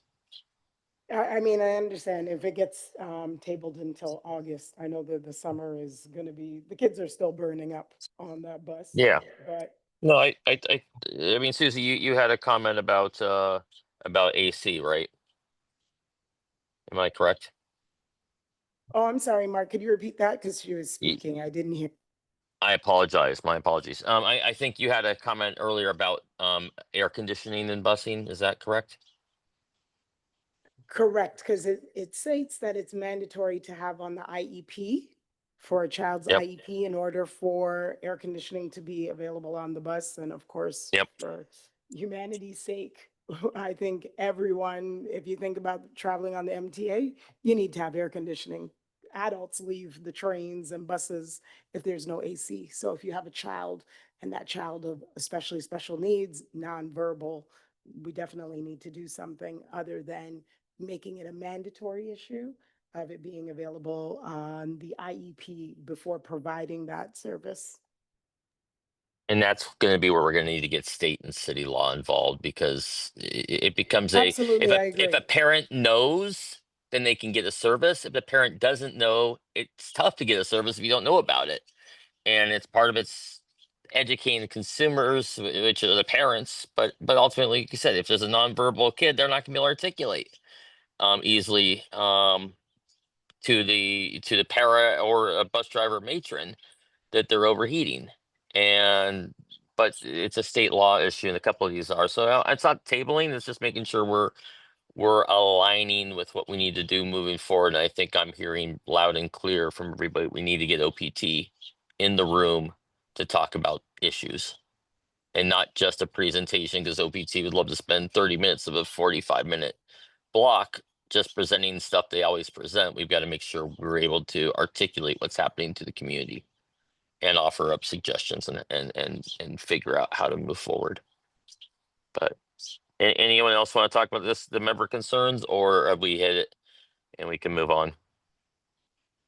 Yes, you know what? Because we don't have a busing committee right now currently, right? That's something we'd have to put together. I believe We we do. do. We certainly can. We have a busing committee. Heather has kind of been the queen of busing the last few terms. With other members involved, Dr. Kenton, Maggie have all been involved as well. I mean, I think it's safe to say every member gets involved in busing in some form. But we have committees. Yep. I have a serious question. So can we just call another meeting next Monday also, and just for the OPT? Mark, can I You just want make a suggestion for their Go personal? ahead, Dr. Kenton. But for their personal issues with individual families, I think we should have them do what we all do, which is contact FACE, and FACE will assist us with those individual family situations where you can get those things fixed in real time. Some of the issues on this paper are really state and federal issues that have to be changed that your Congress, senators, or individuals who you've elected have to work on, which that season is kind of past, right? But what I think is important is also introducing them tonight to the fact that as we sit here and think about topics, we realize transportation is always an issue we bring up. And that's why we have a committee, and Heather does a lot of the work around galvanizing to get some change and traction in the issues we face around air conditioning, just paras on the bus, kids getting those tickets when parents put the tickets in, making sure that those tickets are addressed and answered. And so I think sharing that information will be helpful, but if you have immediate situations, I know faces here, maybe afterwards you can give them that family, and they're very good at kind of making the bridge and the connections to meet those needs for those things. But in terms of the broader issues around transportation, I think as we move along the council year, we will have opportunities where those committees, you can get the information. And if you go on our website, some of the information is there around the stuff we did around transportation and busing. But some of the issues I see on this paper are really laws that face us. We really have to do more advocacy at our elected officials level to better answer those issues. But the individual families you have, I believe, face. I'm just trying to move the meeting along. It's 8:20. We usually out of here at a certain time, and there are a bunch of things we need to address. Look, I was just going to say that it's not really individual families or individual people because it is like a citywide issue, but I mean, in terms of like what I was mentioning with the IEPs, the AC, we're talking about the DOE's 1 minute rule, like those are some specific things that are impacting people and not just on an individual basis. And I know that with FACE, there are limitations. So we just have to be realistic about what is going to really be resolved between now and then. This is the summer. We are in the thick of it, in the heat. And I think things do need to be done, and things are going to take time to change over time. But I think that's the point of these meetings at the same time. We do have newly elected officials and people that are actually wanting to make that change because, of course, they want to be good assemblymen and women that are serving for their boroughs, for the community. So I think that we definitely shouldn't underestimate the power of the ask. And I agree that we need to move on the meeting, but I think we have to talk to the OPT and get another meeting for them before the summarizing is over. Yeah, I mean, I think bringing some, I don't know if we're going to be realistic be able to have a special meeting with OPT. I think we can certainly have discussions as we've been having ongoing with OPT. You know, I think Sanaya's right. It's a state, it's elected officials. I mean, it's federal, it's state, it's local. I think that's part of what we need to have in our next coming up in a couple of minutes is talking about those priorities and topics that are important. And I think we're also going to talk about legislative breakfast we need to have or legislative lunch, whatever we want to have. I think we need to do it this term multiple times. I think it's important to get the federal representatives, the state and city representatives here because we need some laws changed, both for busing and for so many other things. But I think that let's talk about that ongoing. Like if we want to have a special meeting with OPT, we can create a special meeting for OPT. I think we're probably going to be more effective, honestly, is just having individual conversations, not in a meeting format though, because otherwise they're going to be, because if it's in the meeting, they're going to be a little more, I'll call it PC and not necessarily dealing with the issues. Rose, you got your hand up, please go ahead. I think Anthony wanted to say something from FACE. Yeah. So something maybe we should talk about the next business meeting are the committees and see who wants to volunteer for other committees. I think also what we should do is have a timekeeper to keep us on schedule when it comes to your agenda because topics are going way over and there is a permit and you don't have much time. And when it comes to public comment and things of that nature, that timekeeper should be there to make sure that we're sticking to time. The elections, I think, Right. are taking place in August, though, right, Mark? When you're back? August 7th is the meeting for the annual meeting for elections of officers. Then the 21st, we would then figure out the committees. Typically, that's how we've done it in the past. Okay. And that's as Dr. So Catton said. it's coming. Yeah, it's Anthony. coming. All right, so let's move on to the calendar review and meeting schedule. We can't vote on it tonight, but we've got the dates down. Please review them at the next meeting. We will vote on them. But you know, at this point, we stick with our bylaws. So the 7th is the annual meeting. The 21st is the business and calendar meeting at this point. But for the September onward, we'll vote because there are some changes that would happen that would be different than the typical third Thursday of the month at 6:30. And that's because there's dates throughout the year where there's conflicting with parent-teacher conferences or back to school nights. And we just want to make those changes officially in the schedule. So we'll talk about that.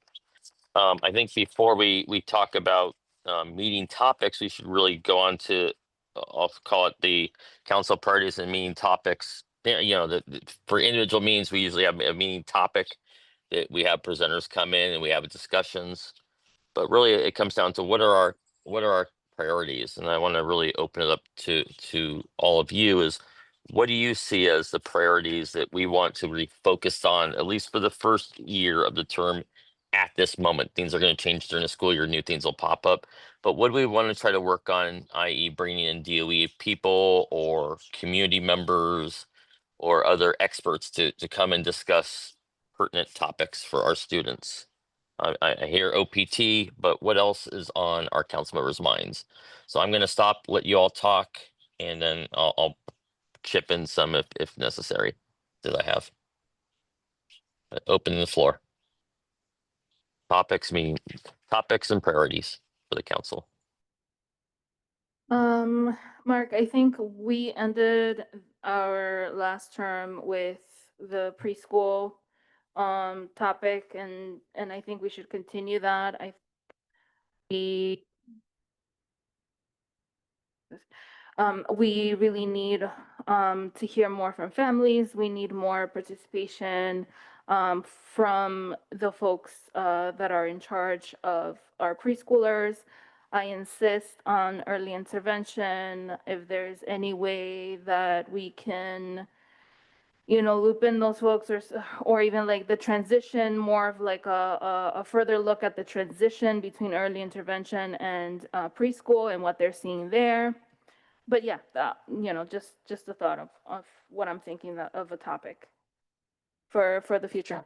I also think with that, the new universal 2K, right? I think DOE needs to really help us understand what is that going to look like in the complex of all the other issues you see happening in preschool. I know the mayor announced it, it's coming, and so we know how those new rollouts can be. And so maybe as we continue from our last conversation in June, maybe having more detail when that rollout is happening, because from my understanding, it is coming up in the upcoming school year. What does that mean? How does that function within the already birth to 5 system? And so I would agree with Maggie, and at some point, bringing that back to the table. It may not necessarily be at the very beginning, but also getting more information on that. And what does that mean for our youngest learners? Another thing for me is I really would like for us to get, I know that we asked at some point for data on the new AIMS, NEST, and Horizon programs that have been spread throughout the city, and struggling districts or districts that have been predominantly left out of those programs. And I know that it has been now a year since those programs have started in different districts. I can just think of my own, where we had 9 programs come out. But from hearing from my parents in that community, they're not necessarily putting their kids in the program because they lack support, they lack other things. So maybe getting a update on how those programs are coming along, those new programs. And I know that they're supposed to be adding some new ones that they said. And just seeing how that rollout is happening, I think would be important at some point as having them come back to give us, and also if they're going to still give us the data that I know that Carolyn had asked for some data too. If we can just make sure we follow up with that, even though she's not with us on the council, but I want to make sure that we keep that at the forefront, because parents, we did have a lot of people who had questions about that. To piggyback on that, Dr. Tonight, also ACEs program, and oh my God, I can't remember the other program.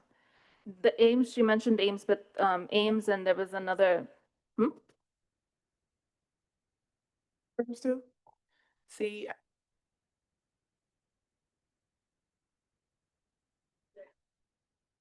Yeah, also D75 inclusion.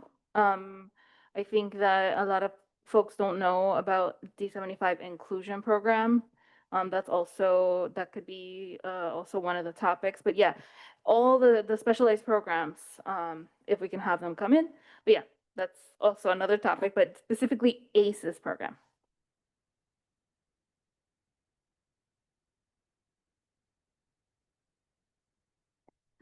Yes, I agree. I really like to discuss about the special programs such as the ASD program, Horizon Nest, AIMS and C, because I know a lot of family student that were IEP, they already go on they watch class setting that they will be able to go in, and I know that not all school have the ASD program or the AIMS or C program, so I really agree that we have to bring this on the table and we can discuss more about it.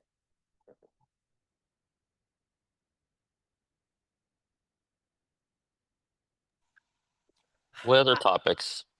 I remember them saying that they were, I don't know if they were going into phase 2 of the literacy initiative. Remember one of the concerns was This- around the kids who didn't fit those first few initiatives. I know that there wasn't a lot of information because remember we have brought out the conversation that they kind of relanguaged.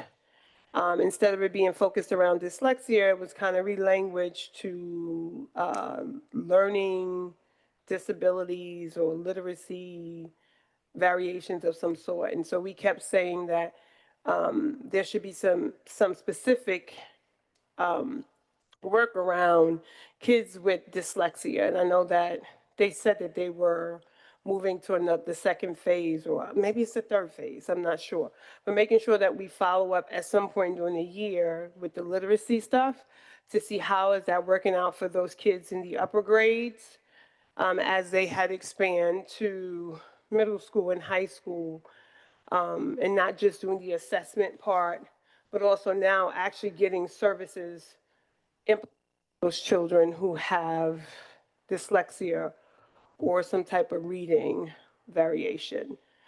So I really would like to keep that on the agenda and not get that lost.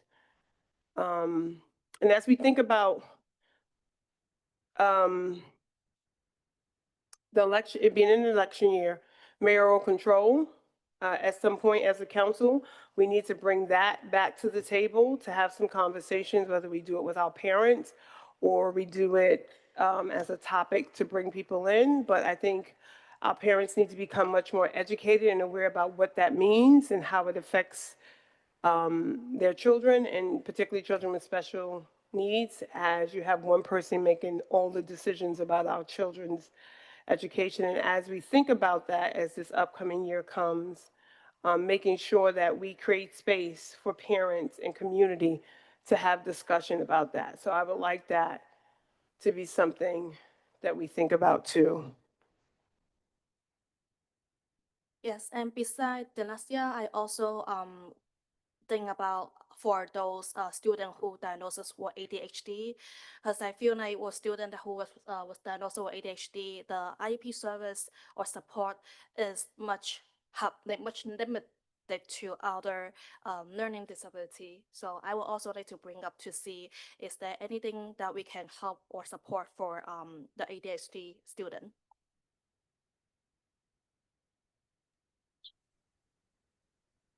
What other topics, or what other issues or topics are coming to the forefront for you? Or I know these are not all of them.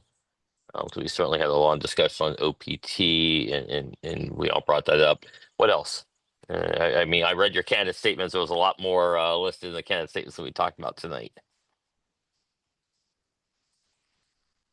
If not, I can chip in with a few other topics I have thought up. But I want to make sure we get everyone else first. The topic of suspension, I have a parent in the audience. She wants to bring that back to the table. I think that would be good. We haven't had that up for a while. And discipline and how we discipline children with IEP or variations. She was also talking about, I guess, in special programs. So that would be a new part that we haven't really explored. How in these special programs like Horizon or Nest or other special selected schools, how is discipline allocated to children with an IEP or variations, and looking at the suspension level. Maybe we can pull data or do survey around that and then have them come in. Also thinking about restorative practices. I know a lot of them have adopted restorative practices. So I think having some more information shared from DOE, how those programs are going, and a follow-up would be good. Another topic, as I'm thinking, they have the new Black Studies that is coming within the system. I would love to know how that's going to be implemented across the city. Those are just topics I'm thinking about. Okay, thank you. Anything else? In conversation with the parent leader, talking about the transition to region, so the pathway to high school, to a high school diploma. Mark, do you have any updates on that Yeah. process at all? Yeah, so what Maggie's talking about is the pathways to graduation are changing.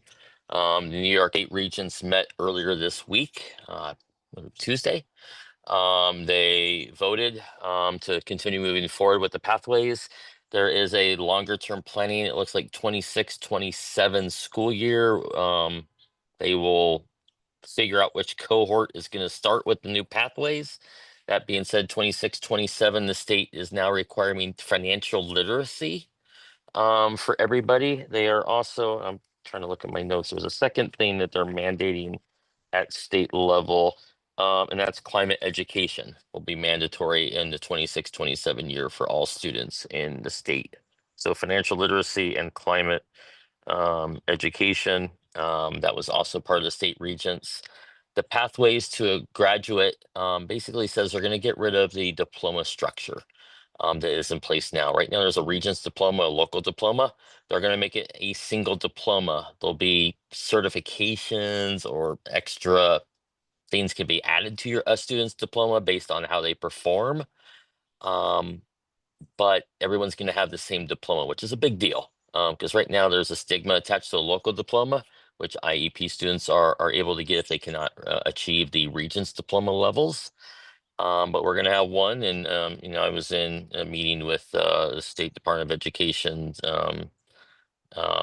head, and she was very articulate. She has been really pushing this for over a decade. She actually wrote a paper about it in a graduate school about graduation pathways, and so this is a long um, focus for the head of the state education department, and so that's encouraging. Basically, it's going to change the way completely. You will not be required to pass 5 regents to graduate with a diploma. There'll be alternate ways. There's 6 different ways students will be measured. It's not just on tests anymore. It's on, I'll call it complete ability of a student. And so it's an exciting change, and there'll be more coming, but they did announce it on Tuesday, the next steps. So that was actually one of my topics to talk about at some point during the year. State has not finalized everything, no. Mark, in terms of the measurements, do you see them so far as being equitable, or are they just being applied for, catered for neurotypical students? Well, I think it's actually going to be more favorable to neurodiverse students, to be honest, because it's going to put them on a level foundation for everybody. It gives everybody an opportunity to show their skills in different ways. It may be testing, it may be how you work in the community. There's 6 different paths and it gives a lot of flexibility to neurodiverse and neurotypical students. And basically it opens it up for all students to show off their best in their own way. And it's a very encouraging sign. So I'll get some information to everybody on that as well. So everyone can get a couple of links. But it's very exciting, really exciting. I think class size law is also a very big deal that we need to discuss because it's going to impact our kids, in many ways. I think we've seen go ahead, Sinai. I think also because we have new members, maybe having information on fair student funding, just to give people context and help them understand how that functions within the system of small class sizes and other programs and how funds are allocated, just to give them some context and resource as we think about C4E funding or we think about Yeah. other things. So I just think that might be something.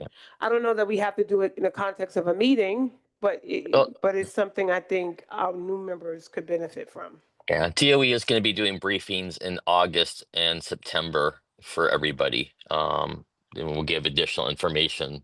If that's not in there, we'll make sure we supplement. So everyone has that. It's good call outs on C4E and fair student funding. C4E is contracts for excellence, and both of those are part of how schools and our students ultimately get funded by the city and the state. Do I do also you have the Mark, do you have the dates for those briefings or are no. they just They're working up the info, and before they can give dates, they got to figure out what info they're going to present. So I do not have that yet, but they've assured me they're working on it, and we'll get the info to us before before too much longer. But it's one of those. As Johanna was on vacation, other people are fluctuating in and out of vacation during the summer, but they promised in August and September to have briefings for the council to get everybody up to speed and within knowledge of what's going on in Office of Special Education and DOE in general. And certainly we can help supplement with the returning members, we can help supplement as well if necessary. I also had related services. I think we had big problems with related services over the last few decades. I think we need to continue pushing that. Paras, assistive technology, after school are other topics I think which are critical. And I'm talking after school right now, our kids are being discriminated against if they're taking busing because they're not having after school, or they're not having busing. It's an either or, and we it's again that gets into state law that we need changed on that, believe it or not. But those were some of the other things. I also wrote down stuff like CTE, which is for high schoolers and Future Ready NYC, IB schools, that we need to make sure that those schools are all providing services for our kids with disabilities, because it's not happening across the board. And so again, it's about this fairness, the equity, which is not happening for our students. And the other thing I listed is a cell phone. Camille brought that up earlier. They're voting on it next week, but we need to continue being focused and making sure our students are not being discriminated against when they need cell phones in the classroom, because there are carve outs for students with disabilities as necessary. And I want to make sure DOE is doing their job. It's in the language the DOE has, it's in the state law language, but the implementation at school level can vary greatly. I think assistant technology again at some point, but maybe, however, that may be important for us to bring back to the table. I know that they're doing some great things in it, but I think also some schools, especially at the middle school and high school level, where children need that, is not always supported.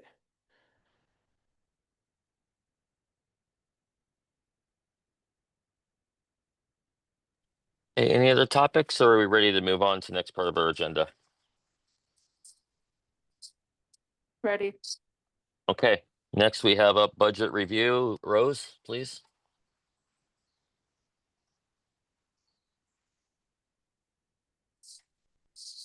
So while Rose is getting online, she has a proposed budget that she sent out to us and is in your green folder. No, it's in the blue folder. Oh, sorry, blue folder. Apologies.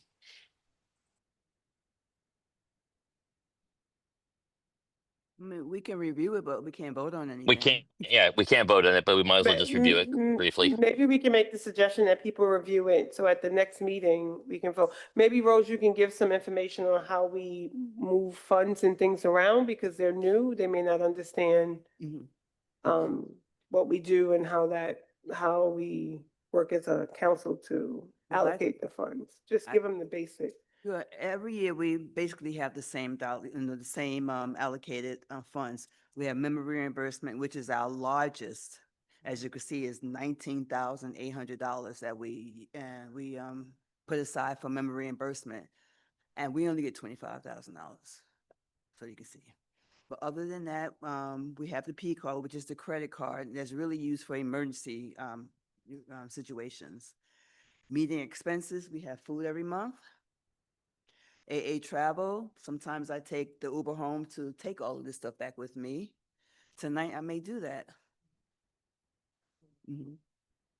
And general supplies, what I have to have for the office or folders, or if any member needs something that's part of supplies that I can purchase, it will go within this here. And that's a purchase order request. That's our website. Yes, that's our website. That's part of, where is that? Yeah. We don't have email. We don't have email. We don't have constant contact. We could consider it.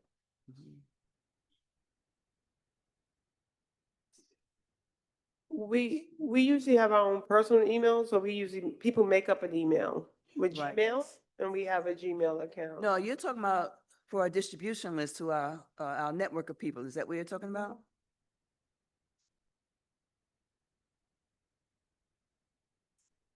Oh, you can create your own. No, well, that's a different thing.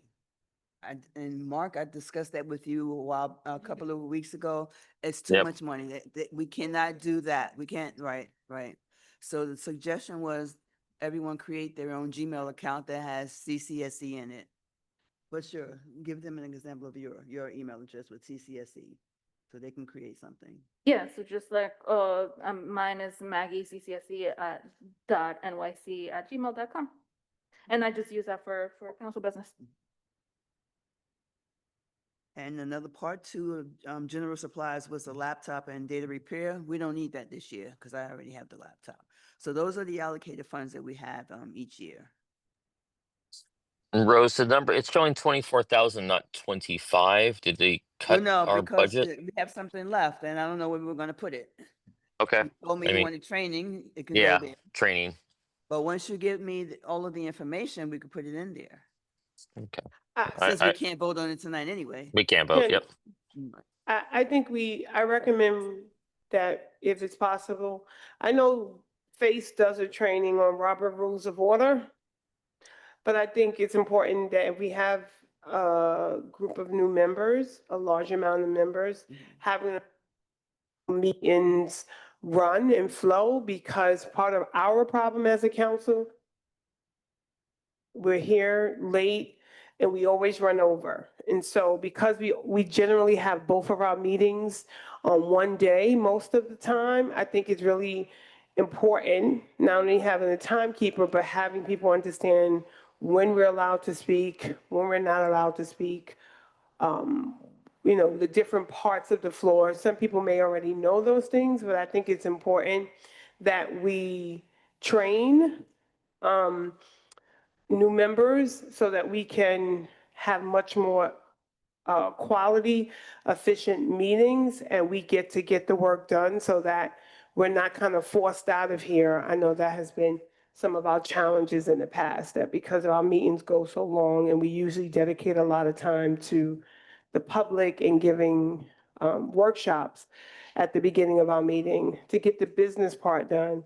I think it's important that we have training on that.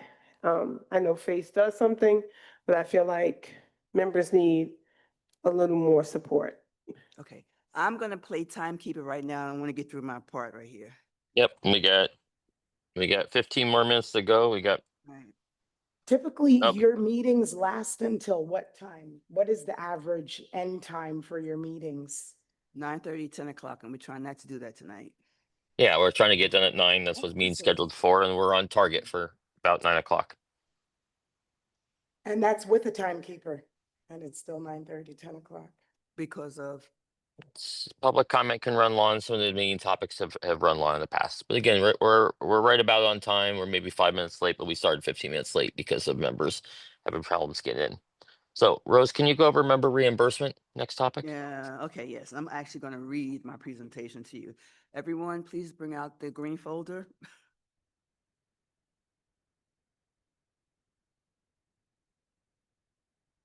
There's going to be a sample of a completed reimbursement form. Just to let you know that our budget has been approved, but once we vote on the allocated funds, I can submit that to the SGO and he will plug in the information that we give him so we can start, member reimbursements next month. So, and now for the maximum for each member is $125.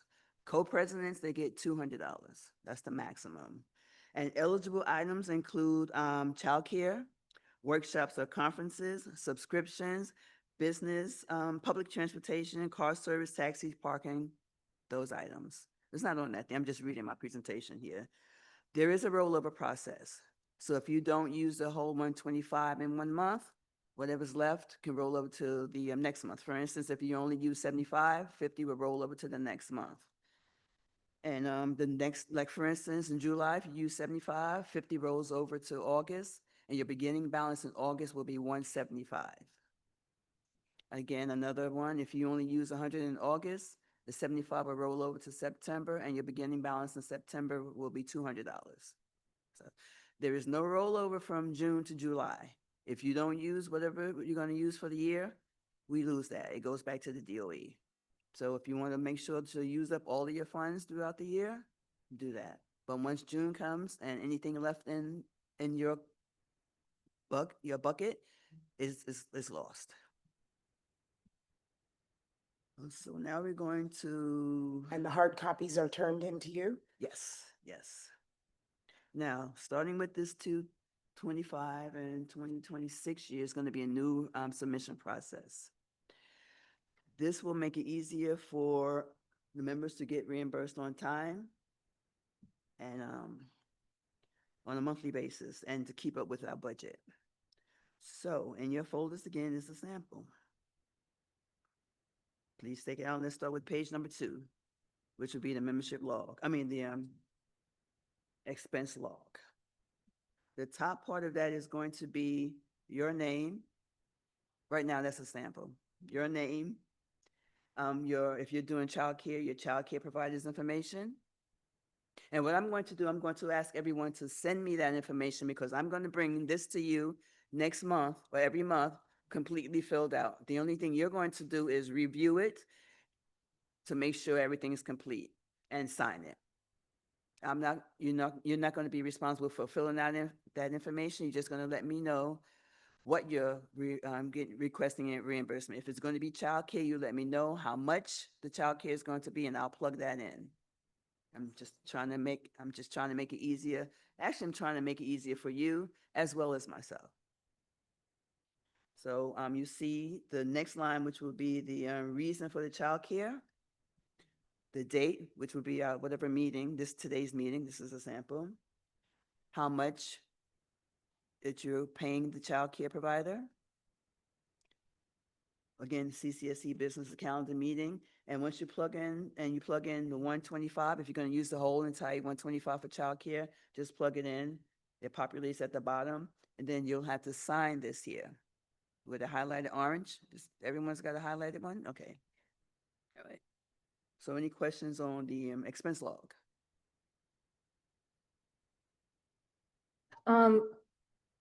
About Metro cards and. That's the next part.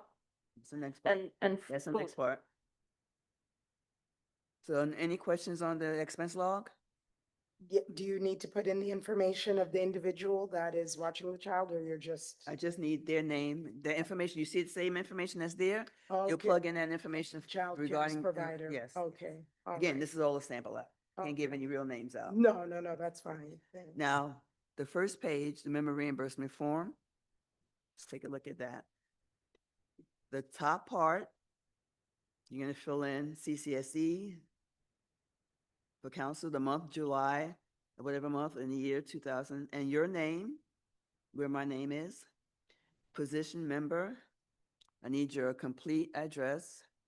I'm gonna ask, again, everyone to email me that information because I'm gonna plug all of this in for you.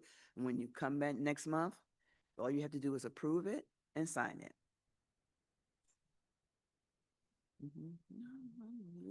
Wait, no. You complete it, telephone number, email address, and all of that.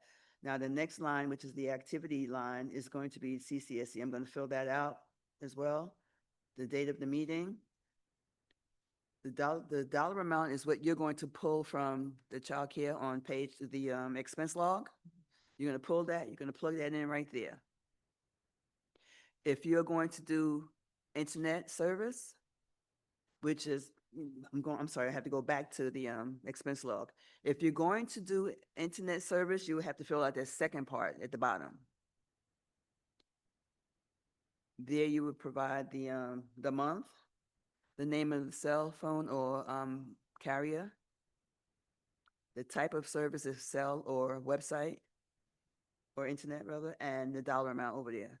Now the maximum for internet service is $75. That's part of your 125. So if you want to use both childcare and internet, you can do that. You just have to add up to 125. And the maximum for internet is $75. So you could do $75 for internet, $50 for childcare. And do you also include a copy of the receipt?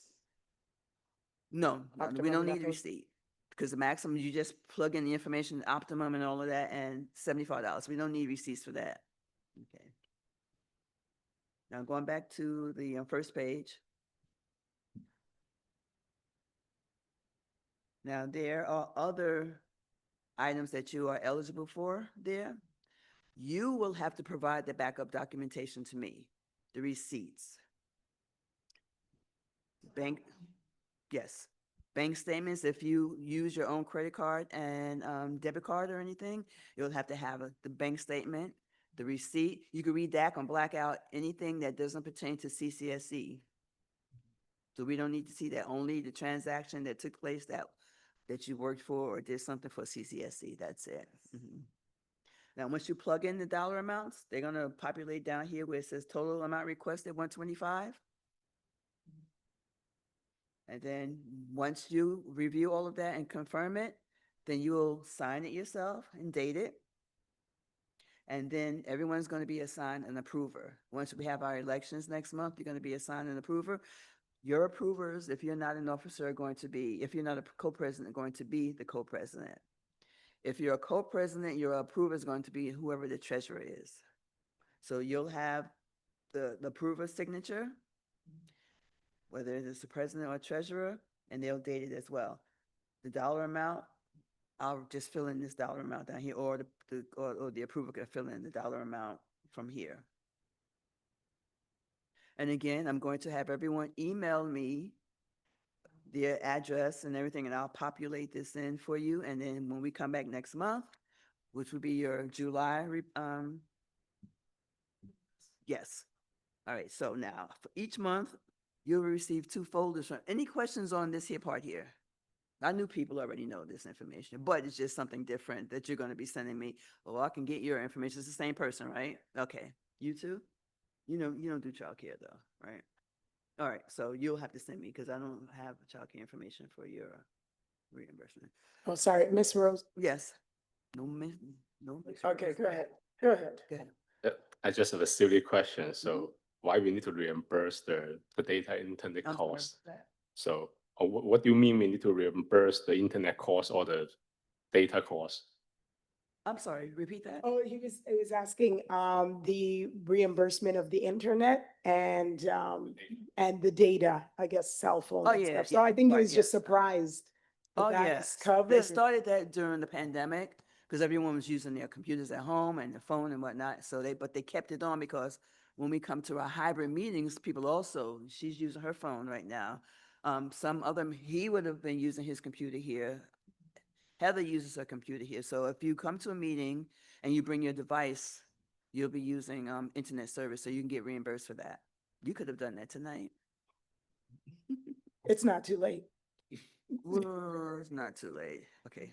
And by the way, you said that there was going to be some changes coming up. Does that Well, mean the like change is this? really for returning members. This is all new for y'all. So Oh, okay, I see. All right, because I was like, is this just available online or that? no. But we The don't, change is don't for have the that new on members. this. I mean, for the returning members, but you're gonna start Okay. this off Okay. right. Everything is a physical hard copy. Yes, I'm going to provide Nothing that. And like I said, in Excel sheets. no, you don't have to do that. You don't have to. I'm going to be doing that for you. Okay. Now, each month you will receive 2 folders: the blue meeting folder and the green reimbursement folder. The blue folder is for you to keep. The green folder is for you to get back to me. That's mine. I take it with me. I'm not leaving it with you. So once you review the reimbursement and sign it and have your approver sign it, then you just give it back to me. And then I'll submit it at the beginning of the next month. We'll be working a month behind. So when we come back in August, you'll be approving your July reimbursements, and I'll just submit that the next week. Yes, yes. August 7th. That's when we're having our annual meeting. Any other questions? I mean, we can talk about this offline again if you do have questions, but you do have to, but you can take that sample with you. Just turn the folder back over to me. Any questions rather?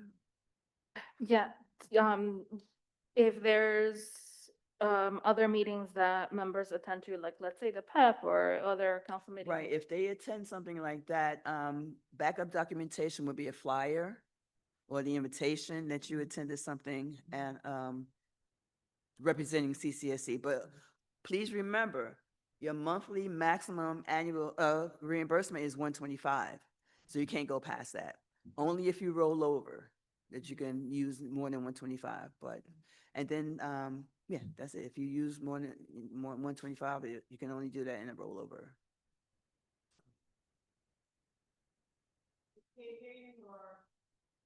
We can't hear you, Mark. Still can't hear him. Why? No, we can't hear you. And he's not unmuted. He's unmuted. He's unmuted. Muted. He's unmuted. Yeah, you might have to get reimbursed for that. Hold on. He gets Yeah, can you hear me reimbursed. now? I'm sorry about that. Yes. Yeah, so the other thing is if you go to a different meeting, you do have to have a copy of the sign-in sheet. So often using like a camera phone or getting a photocopy, you do need that to be reimbursed. So if you go to the meeting, that's fine if it's for official CCSE representation, but you do have to have a copy of the sign-in sheet according to DOE policy. Okay. So thank you. Now, also, if you drive and use your car, you can get reimbursed for a mileage. Just have to provide the MapQuest information. If you are being reimbursed for public transportation, all you have to do is plug in the $5.80. We don't need proof that you did that you took the train or anything. Now, the proof of attending our CCS meetings, I have all of that information. So the sign-in sheet that you sign in, that's my proof of attendance for you, as well as the agenda. So you don't have to worry about that backup documentation. I will provide that each month. But if you attend something on your own, you have to provide me with that information. Picture of the sign. No. I have all of that information, so you don't have to worry about that. Any other questions? No? No. Well, thank you. Right now, this evening, how many members are missing? I know we needed a 6th Well, we usually have 11 members, and we're still waiting for the public advocate appointees. They haven't come through Yes. yet. Yeah. And we had 2 members, actually 3 members, because Heather is on vacation as well. She's been excused. Yes. And we have Francesca and Darlene who didn't come tonight. Didn't hear anything from them either, but other than that, we usually have 11 members. 12 with our student member that we won't get until sometime in January, December, January. So somebody brought that, student member information up, but we don't really see them until December or January. So. Yeah, I was just concerned about the quorum, that's all, like just Yes, and I having don't know, that, we didn't go through that because I yet, know but Mark is here, you know. right. Yeah, I think we'll be a quorum in I August. said, we'll be at quorum. Heather and Mark will be back and We'll be it'll be back. us to. Yeah, to I don't think we'll have a problem in August. And going No. forward, hopefully not. It's vacation time. People are away for the. All right, please. I was gonna say something about vacation. In September, end of September, October, 2 weeks, let you know in advance, 2 weeks. It doesn't interfere with any of the meetings though, but 2 weeks, unless you change. But that's it, I'm done. Thank you so much for listening. Rose, you, Rose. Rose, we need you for Ola quickly. Office of Language Access. I meant to. Say, what'd you say, Mark? We need you to discuss the Office of Language Access, otherwise known as Ola, You forgot about that. and then we'll be able to adjourn. But she had a question. That's actually for me, because once you submit them, I'll just check off that you submitted for July and August. So I can keep track of what's missing. Yeah, that's for me. Yes, yes, but you'll be turning those green folders back over to me. You could take that sample. Yes, yeah, I'll staple that. I don't really have much to say about Office of OLA, the Office of Language Access. I mean, they provide the interpretation services for family-facing events.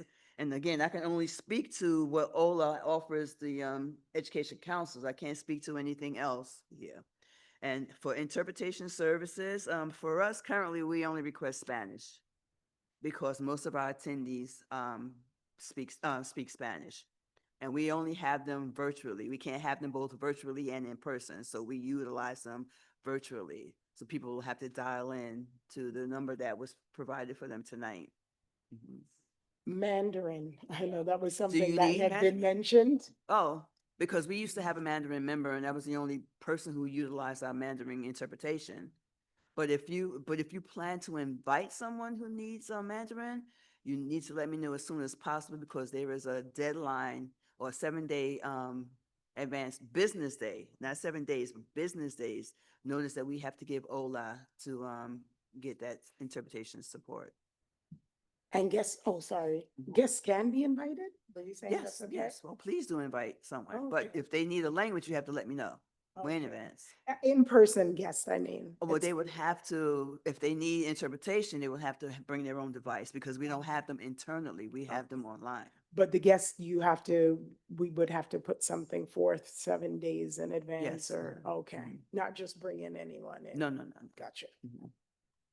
So how about the Mandarin translation for the public? Just like tonight, if we have the meeting and they have our Zoom link, so they need to click in and to be the audience. So do they have Mandarin service? Yes, they do. They have Mandarin, but again, it's the same process. We have to let them know 7 business days in advance of our meeting. So Rose, let's plan on having Mandarin at all the upcoming meetings at this time, and then can we also get all of our flyers translated into Mandarin going forward? Yes. But also when we send out our notices, people have to sign up. And usually if they sign up, Rose, if they We register. tried to do that in the Yeah. past. They need to let us know. We need to get our meeting notice out there. So when you do Right. when you sit down and go through the topics, if we can go get the topics at least up to December, set up in the next meeting, then I can create a flyer and send it to translation to have them, translate it for us. So what I was gonna say is if you have people who speak a different language, when Rose sends out the notice for our meetings, which usually goes out early enough, maybe you can tell those persons to make sure they register so that we'll have an idea that they need the interpretation services so that if they do want to be online, whether in person or online, that we'll know in advance. Because it's not just Mandarin and Spanish, it's people who speak other languages too. But if you have individuals that you want to invite to our meetings or you feel that they can benefit from what we do, just making sure that they register when they get the notice online so that she can then get a count to know. And unfortunately, we're limited to 3, but if you know, if we really need some, they will work with us.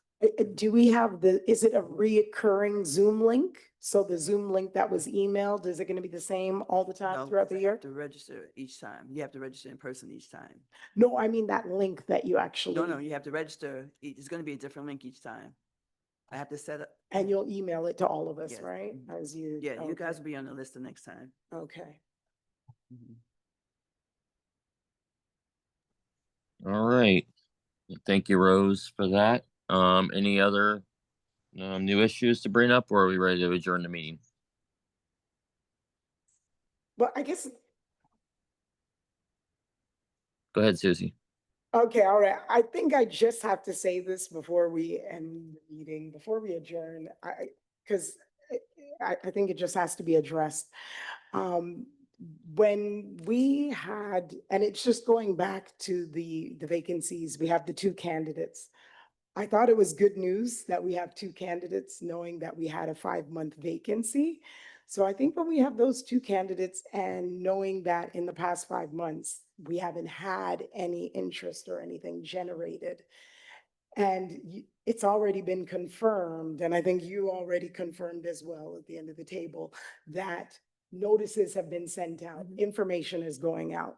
So you've done your part. You're doing everything that you possibly can do to put the word out there. If the interest is then only 2 candidates coming back, whether waiting a month from now, another 8 weeks from now, whatever the case is, I think that we have to really seriously use that pool of people that are interested. Because if it's only 2 people that are interested, then it's only 2 people. If we don't have 5 people interested in the past 5 months and it's still 0, then we just have to deal with the pool of people that are interested and deal with that moving forward. But because there was all of this information that was brought on about the history, I think that it's just important that we're giving those candidates a chance. Just whether we have 1 candidate, 6 candidates, or 5, whoever we get, we interview. That's the law, that's the rule, that's what we do. My stating what I said was just trying to give us more options because it's summer. If you understand how councils work, how parents move across the city, during July and August, people are down. It's just the nature of how things happen. So my suggestion was not that we don't take those 2 persons in consideration. They will be in consideration, but I just was saying to give more of a pool. That was it. So it wasn't that we weren't going to take them into consideration. Whoever applies, we consider. It's been a 5-month, that's all I was saying. All right. Thank you, everybody. We have a motion to adjourn tonight. I motion to adjourn the meeting. Do a second? That's a nice second. All in favor? Sanai seconded. I'm sorry. Yep. All in favor of adjourning? Aye. Opposed, abstentions? All right, we are adjourned at 9:12 p.m. Thank you, everybody. Appreciate all your service tonight. Thank you, and throughout the days. Thank you. Good night. Good night. Thank you very much. Have a good evening, interpretation. Thank you for your help tonight. Appreciate You're it. welcome. Interpretation team. Bye, Alex. Thank you. Have a good weekend, everyone. You as well. Thank you.